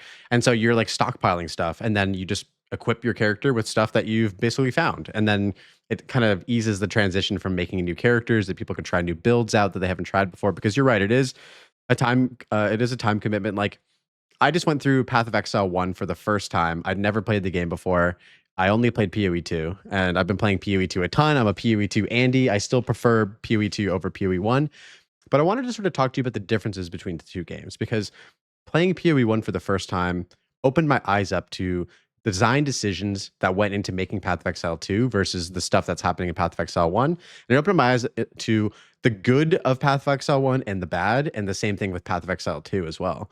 Like, for instance, like Path of Exile 1, being a new player, and I went in blind with no build guides and no tutorials, it felt very overwhelming, obviously. And that's something that people would essentially, if I was going to listen to any advice, I'm sure a ton of people would be like, Blaze, like, you need to follow a build guide. You need to like know about all of these things. But I really wanted to experience like what a brand new player, going into the game blind, what's the vibe of the game? Like, how does it feel to experience an interface with it?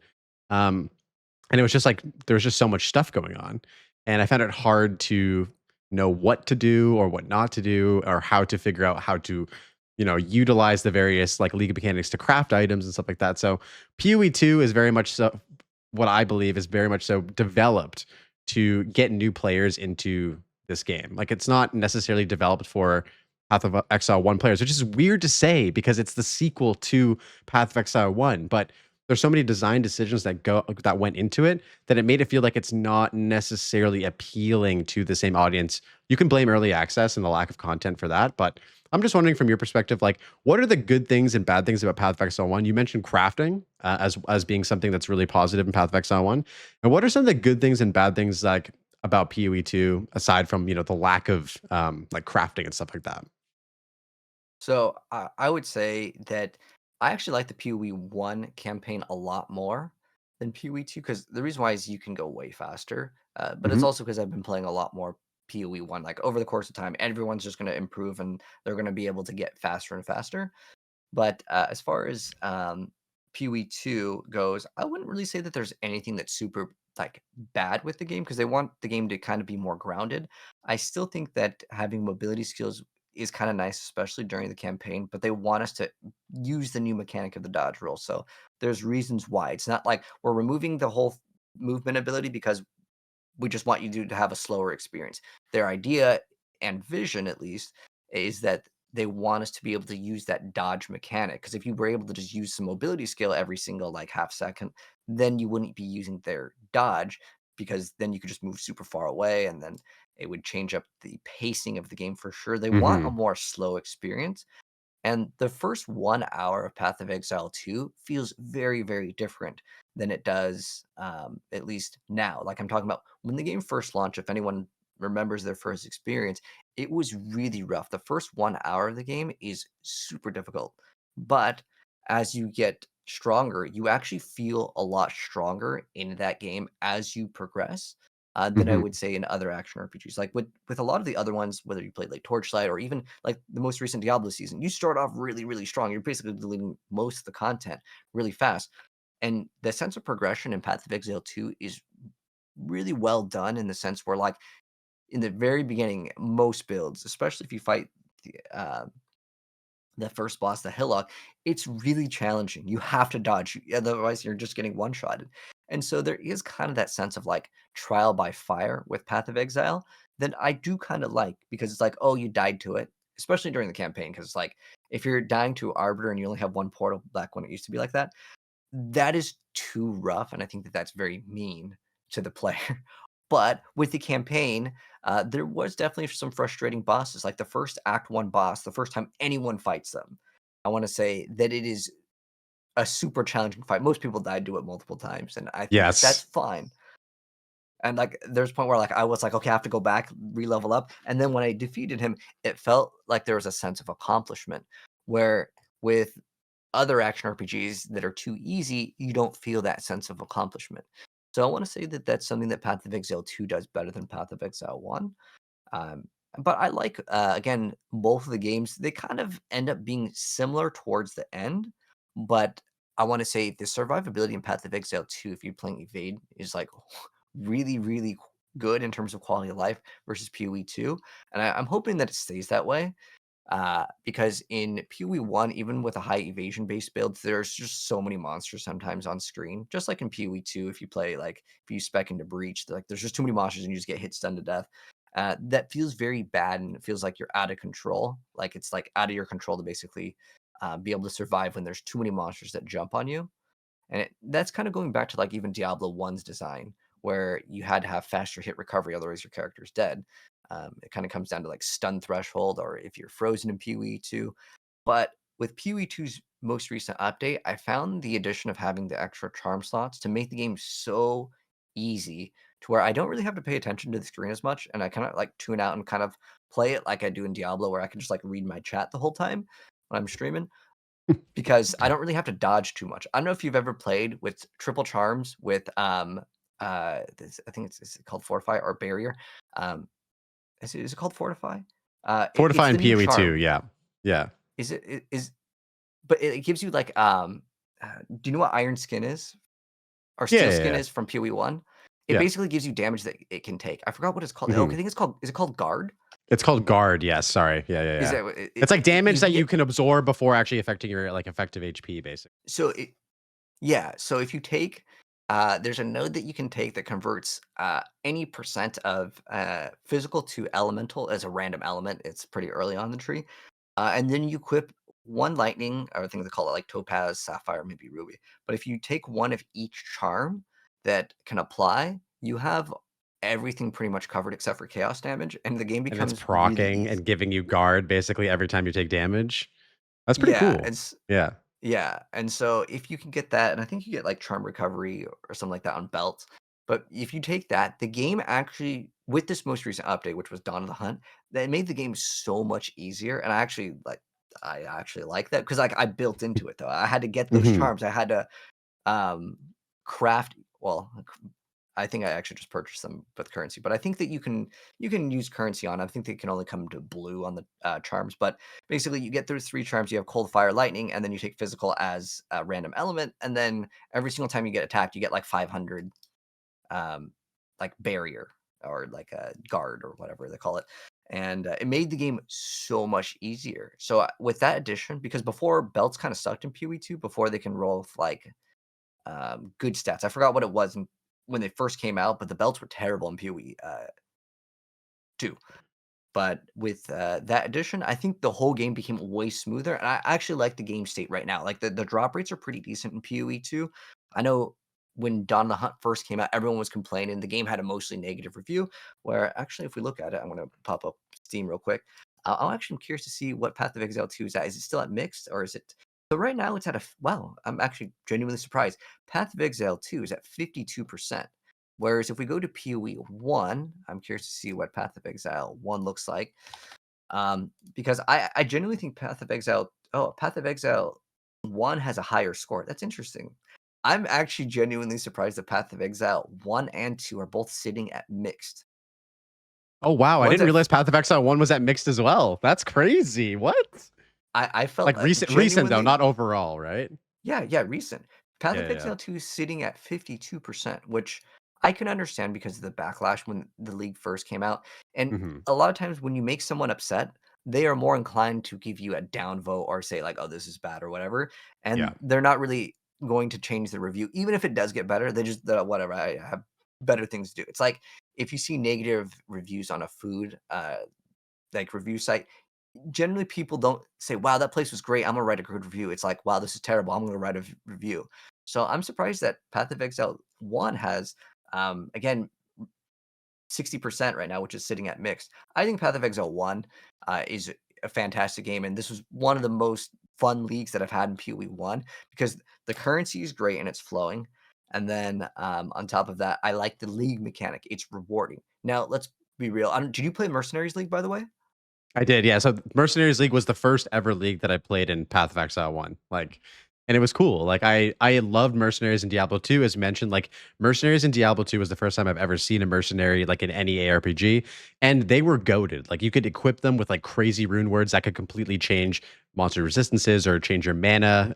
Basically have infinite mana with like insight and stuff like that. So yeah, it was cool to see that sort of like honored in Path of Exile, and I chose like an interesting league to hop in for the first time. They were also like Yeah. kind of overtuned though. I was getting one shot like crazy sometimes. Yeah. So that's why I was thinking that like maybe it's sitting at mixed because straight up I played the game so many times. I can beat the entire game without dying once, but then I go in literally act 1 and I'm dying to like some sort of league mechanic that like he's like level 1 and he's like or like level 3 and he's doing so much damage. I'm just like how is the experience for a new player, especially because right now we haven't had a new league in a while. And because I play Diablo, I'm always getting newer players interested in Path of Exile when I start streaming it because it's like, okay, well, Mhm. there's a new league, let's play it. And so I'll make like a guide, and I'm like, what the heck is this? Like, the content creator, and this happened with all the content creators too.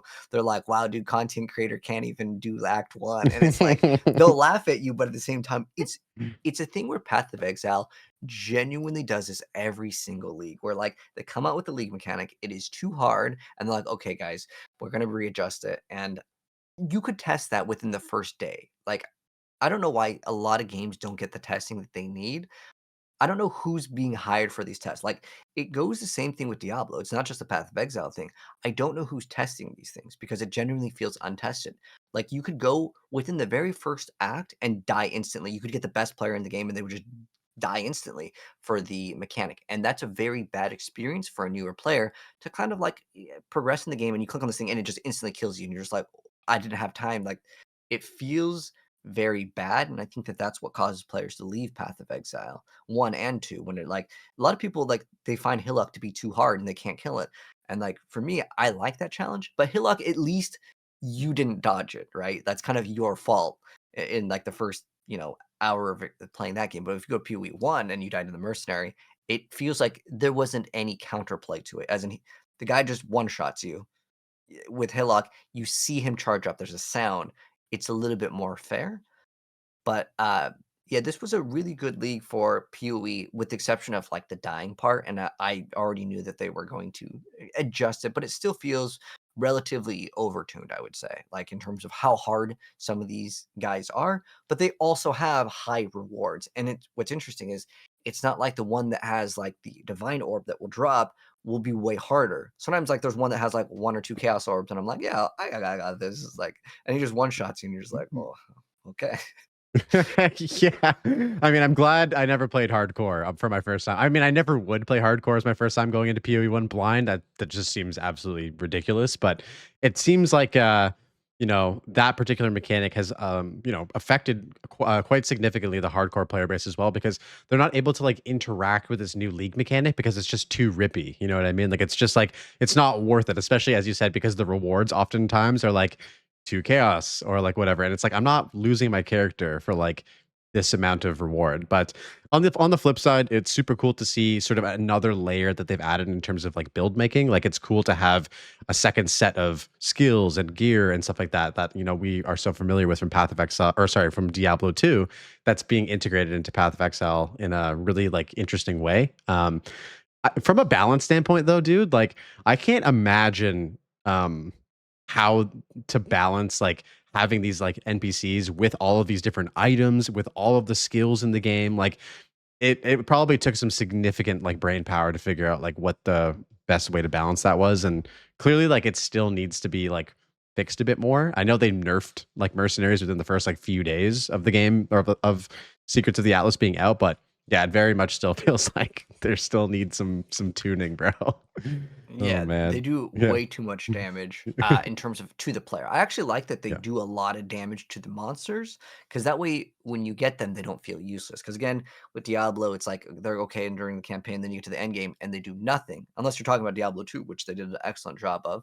But, I would say that this league overall is pretty good, and if you compare it to PoE 2 in the current state, I honestly would say both the games are very enjoyable from an action RPG standpoint. I know it's mixed right now, but if we look at like another game that's mixed like Wolcen, the reason why that game had a lot of criticism was because the game was actually broken. Like a lot of people actually did enjoy the game as far as like the campaign goes, which is in the earlier state where just again it had that negative stigma to it where it's like, oh, the game's always going to be broken. And they kept on releasing patches to try to fix the game. But I think when people have the mindset of like a game's broken or like you mentioned before, like D4 bad, I think with Path of Exile's current state, to see both of their games mix is absolutely wild because they're usually both in like very positive. Like It really came from two significant issues. So PoE 1 had really, really bad server issues, especially for EU. And so people weren't able to actually enjoy the game. And, when players, it's like what you said, when players are not happy, they're jumping on Steam to leave a bad review.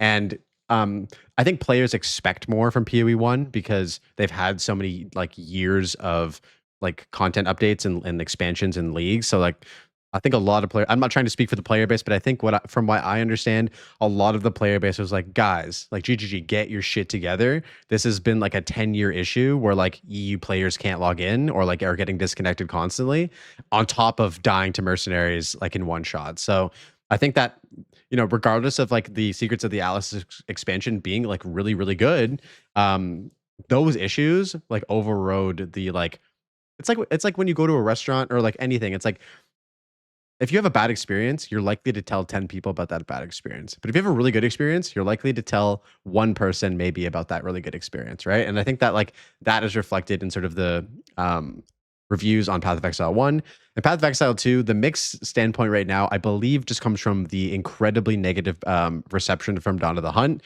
Even though, like, I don't know if you've jumped in recently, but like Dawn of the Hunt is completely changed now. It's like it's done a complete 180 to the point where it's like really, really good. Like the state of the game is, I would say, like the best it's been. But the reviews don't showcase that because people have logged out and they're not coming back until point 3. So I think that sort of sums up where we're at in terms of those mixed reviews. I didn't realize it was that bad for PoE 1. I know PoE 2, like, yeah, like the player base was not happy with Dawn of the Hunt, but I didn't realize that the server issues were so bad that people were like review bombing PoE 1 as well. Yeah, I think that in general with games, I expect day one to always be bad, like in terms of Mhm. like server stability. Like I've come to just kind of accept that as games, and it sucks, but that's the reality of online games. And sometimes it's genuinely not even the people that like. It's what I'm saying is might not even be, let's say, Grinding Gear Games. I don't know if they host servers. Sometimes in the earlier stages, they'll rent servers because they need extra space for those additional players. But on top of that, sometimes they don't want to invest too much in a bunch of servers because the first week is super hot for a game. And then if you're going to lose, let's say, like 80% of your player base, which happens very commonly with especially action RPGs. Diablo has this too, where like the first week you have, let's say, 10,000 players, and then the next week it's 2,000. Like you lose so many players within the very first week. It's like, well, I don't want to invest, in these server costs because it's Mhm. only going to be for, let's say, 2 or 3 days where there's so many people where we would have to spend a lot of money. So sometimes it comes down to a money thing, perhaps that they're not getting enough servers and in enough areas also, because then if one server is gone, right, then everyone moves to another server, then that server gets congested. So it could be some sort of monetary reason why a lot of games day one just don't have the server capacity. Maybe they just don't want to have enough on purpose because they're like, well, we're going to Yeah. lose it anyways. Yeah. That would And be it's probably not interesting. the developers. Well, no, you're absolutely right. It's probably like it's like the executives or like the board that's like, is it worth Yeah. investing this many thousands of dollars to basically have enough server to cover like the player base for the first week? It's, but I think the value is exactly what we just talked about, which is the reviews. I mean, people look Mhm. to those reviews to make a decision on whether I should play this game and log in. And if, the cost of investing in these servers for the first week is too much, maybe rethink that because you're losing a lot of potential player base by just having people review bomb your game or just not even log in because it's already mixed. So, yeah. But dude, I wanted to check in with you. I don't want to take up too much of your time tonight. We're already at like an hour 45 on this conversation. So how are you doing and how are you feeling? I'm fine. I'm good. We can go in for a little bit more and talk about what other topics you had.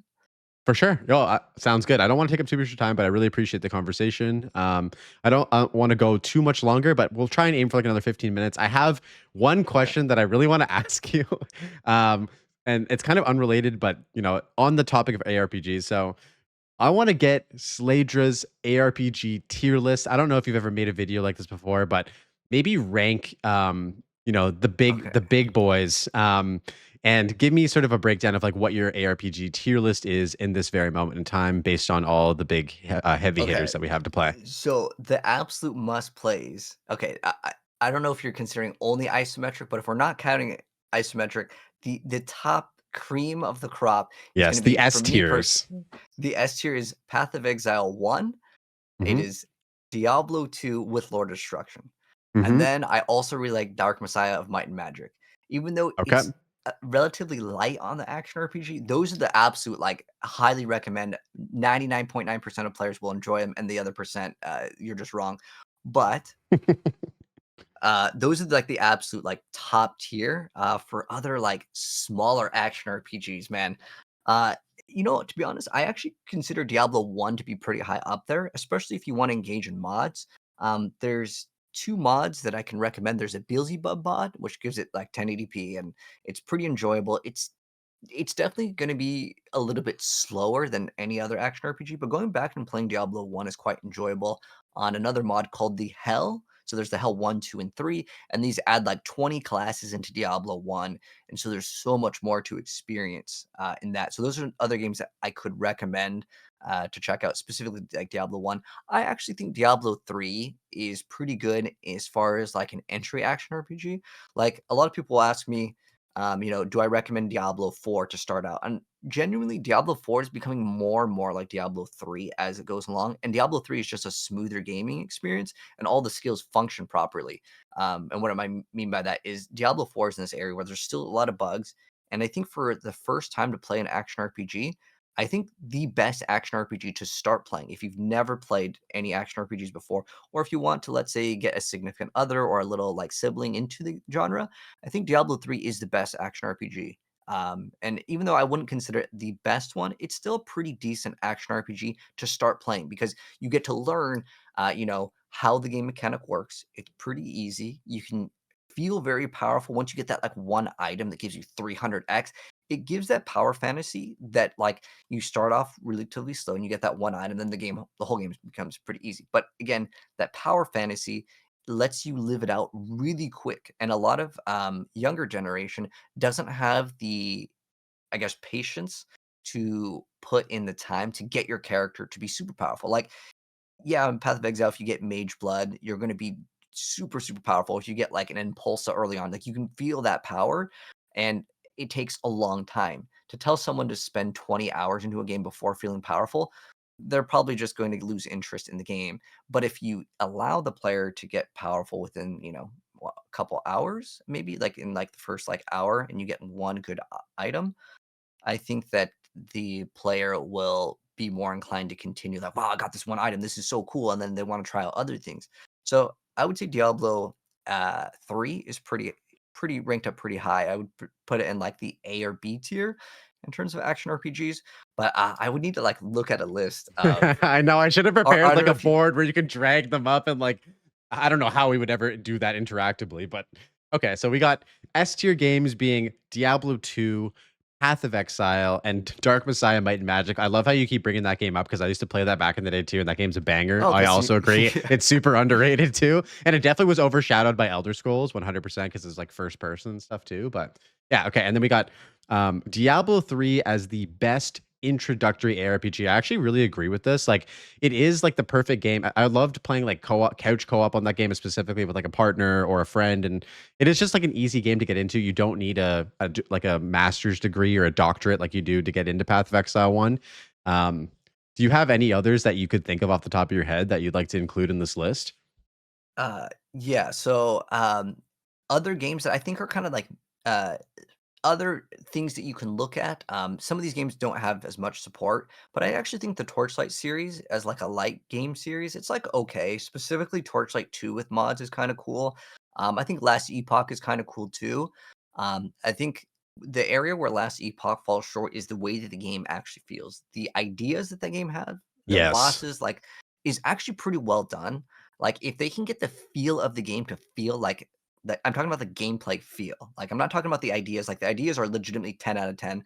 I love the ideas. I love how they have buffed the set items. There's a lot of cool things that you can do in the game. The crafting is easy to understand. Like, that game is genuinely like 10 out of 10 in a lot of different areas, but it's the actual core engine of the game that keeps it so far, like, it's, like, behind. Like, if I was to put, like, a score on just the combat feel of the game, it is way below what I would consider average. So Mhm. that game is it's like it's the only thing really holding it back because there's so many cool ideas with Last Epoch. But I think that Last Epoch would probably be like in like the B tier. Like it's a really, really good game. It has so many cool ideas, but the feel of the game just makes me not want to play the game again. Even though I had so much fun playing on the new league. When Dawn of the Hunt came out and that came out at the same time, I went to Last Epoch and I'm like, dude, there's actually loot here. Everything is really like smooth and stuff. So I liked Last Epoch a lot, but I don't know if I would consider Last Epoch like an S tier game. But it's definitely pretty high up there. Like that's another game that I could recommend. Bro, Another one. if they did a Passover on the combat of Last Epoch, it would be like goated. Like I totally agree with you. I've been supporting that game since before multiplayer was out, and it always felt super floaty. It didn't feel super good to like press the buttons and kill the monsters, which always threw me off. But everything else behind the curtain or behind the scenes is so good. So I really, yeah, I love that you brought that up. But other cool games, like some of these games have like heavy pay to win, I'm not gonna lie. But there is definitely some cool stuff in some like the Korean games, like um, Undecember actually has a lot of really cool ideas. Torchlight Infinite has some cool ideas too, but unfortunately, Torchlight has this like little like pet system where you can like get more like unlocks with currency, which is like a gotcha system. And Torchlight Infinite is genuinely a pretty good game. It's just that it's held back because some people think it is pay to win. And while like objectively, yes, you can get advantage, you could still have a lot of fun, especially because that game's free too. Whereas like Wolson, I don't know how that game is in the current state, but I would say that game, it's not a bad game in terms of campaign. It's just that it had a lot of bugs with it. Like I'm trying to look up other like action RPGs in the same genre over There's a here. Grim Dawn that's always been super high up on people's list too. I've never really played it, so I don't know, but that one's something that maybe you could share some light on that game. I haven't tried it before. Okay, so Grim Dawn and like Victor Vran, they're both like okay games. Like I wouldn't mind playing them, but I still think that um, as far as it goes, Grim Dawn is definitely pretty cool with mod. There's actually a mod where you can play the entirety of Diablo 2 in Grim Dawn.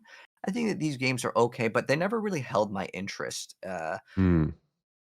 But you know, you know what's actually a cool game? This one's way more casual because I was thinking about other games that were similar that were in like the Steam listing because I'm looking them up right now. Is Minecraft Dungeons is actually pretty fun. Like it's Mm, definitely like a mhm. crazy experience, but for like more of a casual player, it is good. But like there's actually really cool builds that you can do with Minecraft Dungeons. So that was a really cool game. I don't know if you're interested in the non-isometric games. Like there's other games like the First Ascendant for action RPG that I actually like that game a lot for like the first first experience going through the campaign.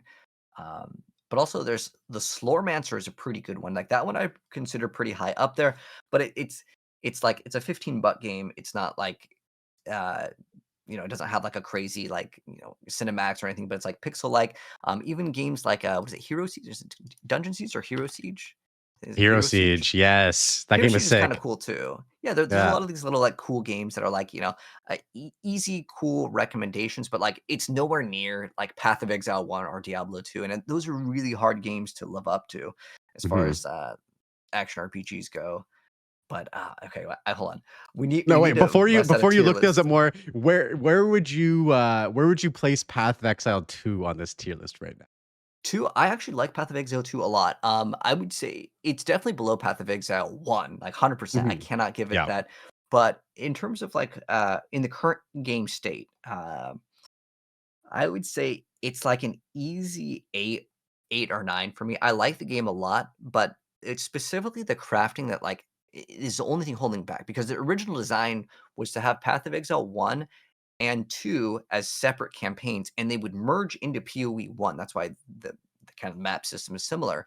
That was the original goal. Now, obviously, things have changed, and I actually am totally okay with it, having these, like, different games. 'Cause now it's like, okay, I can pop on PoE 2 when they get a new league, and then I can also hop on Yeah. PoE 1, but I still enjoy PoE 1 more because it lets you go way faster. Like, the the fact that they nerfed, what is it, Temporalis, the chest armor that lets you go crazy, I'm kinda disappointed. I like those crazy items that just, like, let the Mhm. player just have, like, that crazy experience, but Path of Exile 1 will always be superior because Path of Exile 2, at least to me, because this is subjective, Path of Exile 2 wants a more grounded feel for the game, and I think that's great for the campaign, but, in terms of the Oh, I think your uh, camera froze, by the way. I don't know if it's the what happened there, here, but I can reset it. Let me okay. reset it.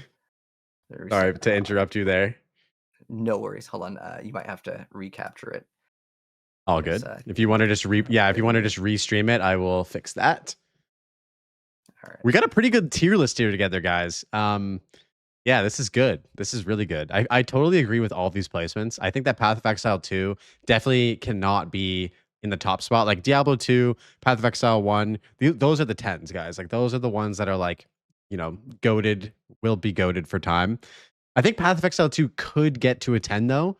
We're still very early on its development right now, so there's room to grow with the game. Like if they work on all of these systems and implement more features and stuff like that, which I can only assume they will, since we're only in like point like 2 basically. Oh, he's back. Welcome back, man. Okay. Yeah. Yeah. Basically just trying to fill the void here, but yeah, Yeah. basically like, Path of Exile 2, 8 or 9, really agree with that standpoint. Do I think it could be a 10? Absolutely, but that's not going to be for a little bit. Okay. Oh, uh, I can't hear your mic for some reason.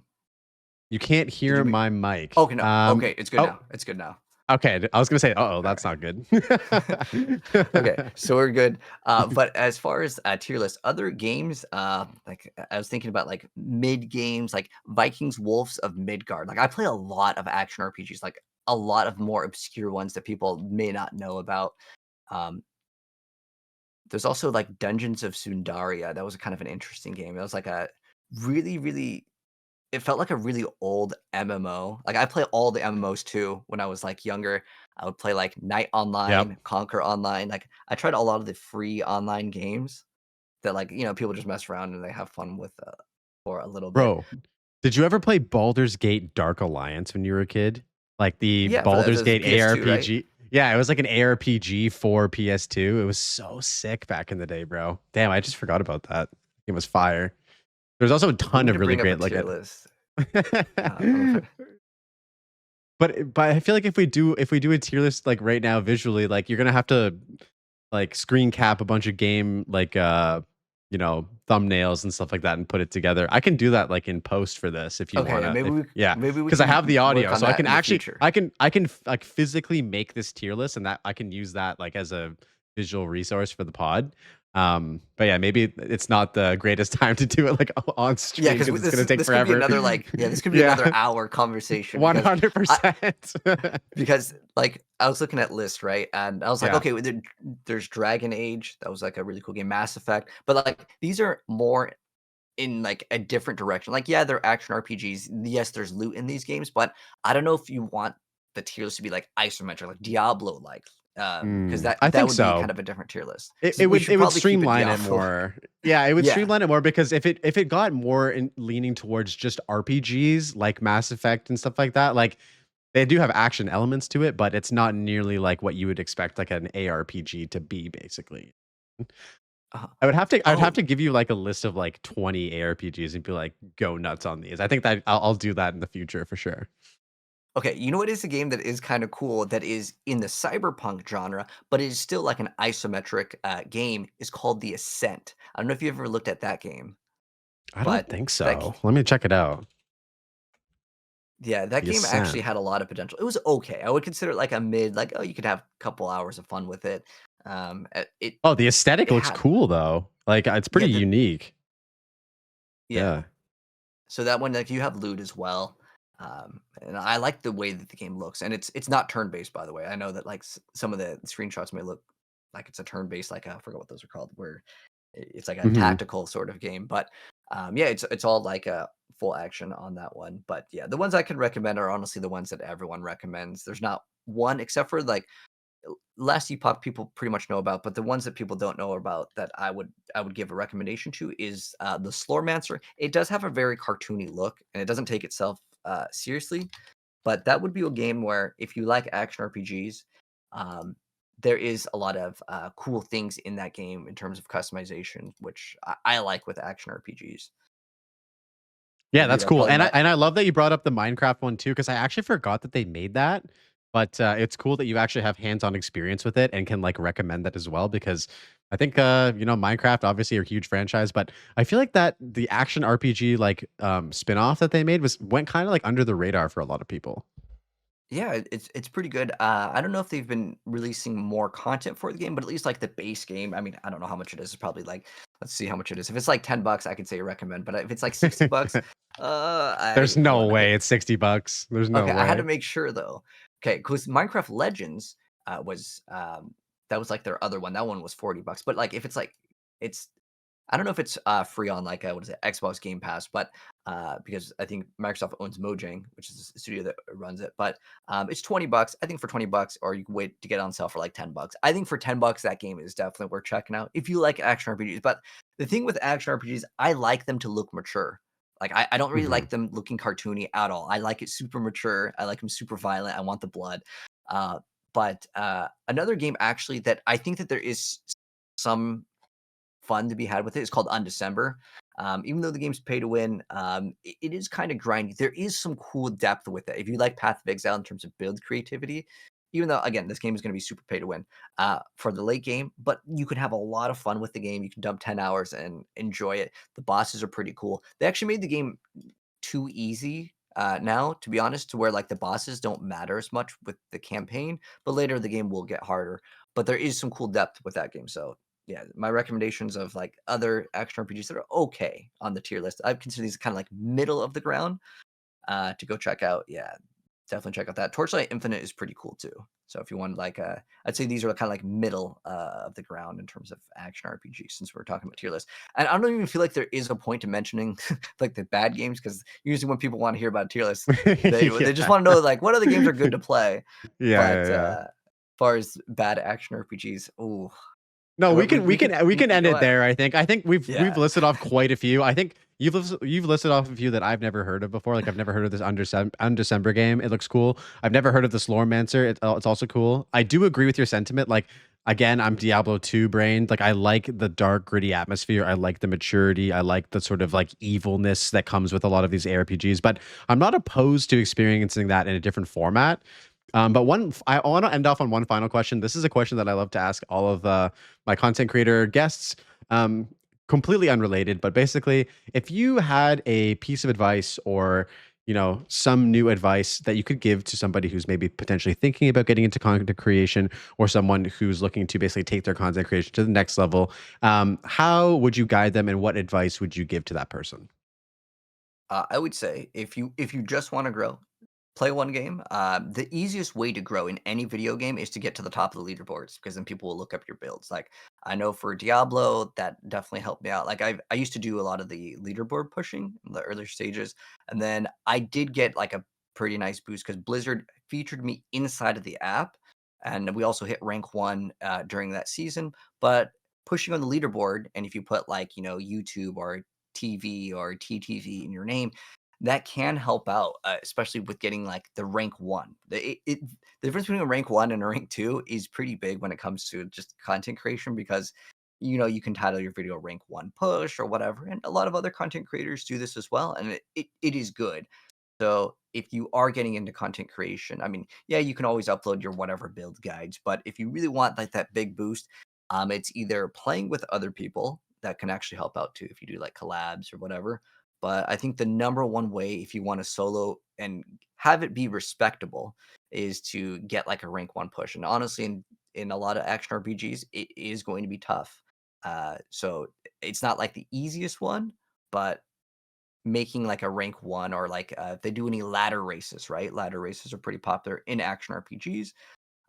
But even being high ranked in a lot of video games can also help. Like in Heroes of the Storm, I was rank 1, or if you play like Overwatch or Marvel Rivals, they have a top 500 leaderboard. If you can get on either the top 500 specifically, though, again, people are really looking at rank ones, but that's like the easiest, fastest way to grow that's actually sustainable, because sometimes people pop off and then they go away because they have like one funny clip. Because if you upload a clip, I know that this is kind of a popular thing people talk about, oh, just upload clips and stuff. I've had lots of videos hit like 1 million views, but that may garner like, okay, cool, you get a bunch of views temporarily, but that can't really hold people's interest for a longer period of time. And if you're looking to establish credibility, hitting high ranks in video games is probably well, if it's gaming related, obviously, then yeah. Because if it's a food review, I don't know. I mean, maybe for a food Yeah. reviewer, I mean, there's eating contests that could help out, but like, I think being able to either have like some sort of obscure thing that people aren't doing, it could work, but it also has to be good. Because like if you do off meta builds, right? Because that's one area where some people like to play off meta. If the off meta build, specifically in Diablo, does not at least do Torment 4 content, then the build is considered bad, and there's no point to uploading really a bad build. Unless it does something funny, it breaks the game or something, then by all means go for it. But yeah, best advice is probably just to hit high ranks in video games for like uh, a community that will kind of stick around, but that then will follow fast, because they're like, oh, this guy's rank 1, he must be good. I'm gonna follow him and see what other build guys he drops in the future. So that is probably my best suggestion. Okay. I mean, not easily obtainable. I mean, I think, realistically speaking, like 99.9% of people are not going to hit rank 1 in any game they play. I mean, it's a good goal to have. But is there anything else from a content creation's perspective that you could say that might be like not an A, like an S tier suggestion, like hitting like rank 1, but maybe like an A tier that like anybody can do? I know, like, obviously, making your content like can come in many different forms. So maybe you could speak to sort of like other forms of content that you've made or whatever that could help people as well. I think making people laugh is an excellent way. So if you make like meme videos, like with the Diablo, there's a guy in the community named Frosty LaRue that makes funny Hmm. videos. Probably a lot of other PoE content creators that just make like funny clips that can get people to watch too. But the biggest thing that I think people can benefit from is to answer the question, why would people watch you over the current state of like the content creators? That's a really big question that you have to answer yourself. And if you're like, I don't know why, well, then the other people might not know why either. You could just throw out Mm. content and that can work. But if there's already an established community, people usually go to content creators that are already established, which that's the reality of it. Interestingly enough, I have a video kind of on this subject that I can plug in. It was like how to grow on YouTube and Twitch with like 0 viewers. Like, because a lot of people want to stream, but when you stream, you're going to always start off at 0, right? Um, Let me see if I can maybe plug this in. Uh, and the interesting thing with this, okay, so this video was uploaded 7 years ago, and it's actually Fortnite when I was playing Fortnite. So interesting Okay. enough, you have to look at it as also from the viewpoint of that video that I uploaded has 120,000 views. So there is 120,000 people that are interested in growing as a new content creator, right? And you have to think about, well, there's only so many people that can watch you live at one given time. Now, obviously with YouTube, it's different, but people's time still has to it, be divided amongst all of the people. So if you're like, I want to get into action RPGs, right? Well, you're competing with all the other people that are already established. And the best question that you need to be able to answer is, why would they watch you? Like in the earlier stages, I actually was one of like TikTok actually sent me like a package because I was one of the most popular streamers at the time for specifically Diablo. When the game first came out, the game was popping. I had like a bunch of videos hit like 250,000 views on a build guide, and like you could watch some of the best content creators uploading the best rank 1 build guide. Hitting 250,000 views on Diablo right now is not very realistic. But when that game was popping off, I would play PvP. I was one of the only people that would play PvP consistently for several hours. No one plays PvP sadly in Diablo 4 anymore. But I would go in, and there was like there was a lot of exploits in Diablo 4. There was one for PvP that was pretty overpowered, that would give you like dodge, but it would reset when you would mount up. So I could kill pretty much anyone in the entire game without getting hit once because you would just abuse this mechanic of resetting certain. Um, it was like the next 8 attacks would be 100% dodge. Like they could not hit you, and then if you just stun them, they would just be dead. Oh So my god. so That's like amazing. I was doing something different, and also being able to take on like several players at once. So like I'll probably actually uh, upload a montage of PvP, but there's very few people that were doing PvP. So I was doing something different at the time while I was playing Diablo 4 in the earlier stages. And then on top of that, I was good. Like I could do 1v2s real easy. I could do 1v3s. I even had like a clip of like fighting like a whole clan. Like I killed several players back to back to back, and I was solo. And so it's good content because it's like, oh, this guy's doing something that's very hard. Plus, it's also doing something that people aren't doing. So it's two different areas Mm. where I felt like that was really good. But again, unfortunately, there's no PvP right now. But in the future, if Diablo 4 or Path of Exile adds PvP, I would invest personally for me, I'd invest all my time into that because one, I enjoy that. Two, it's different. It's something that people aren't doing.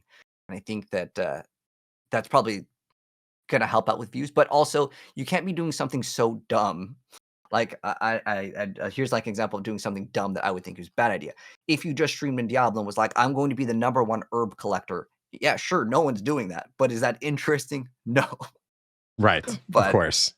but you could do something more interesting that's on the side of not actually playing the game properly, like, or like what people see as like the actual way to play the game. There are people that will sit there in their hideout and they will craft all day on Path of Exile, and they'll just be like, "How much profit can we make off of this?" Or people in Path of Exile will do the divination cards. They'll like upload videos of 100 openings of this divination card of like rings, and can we get anything good?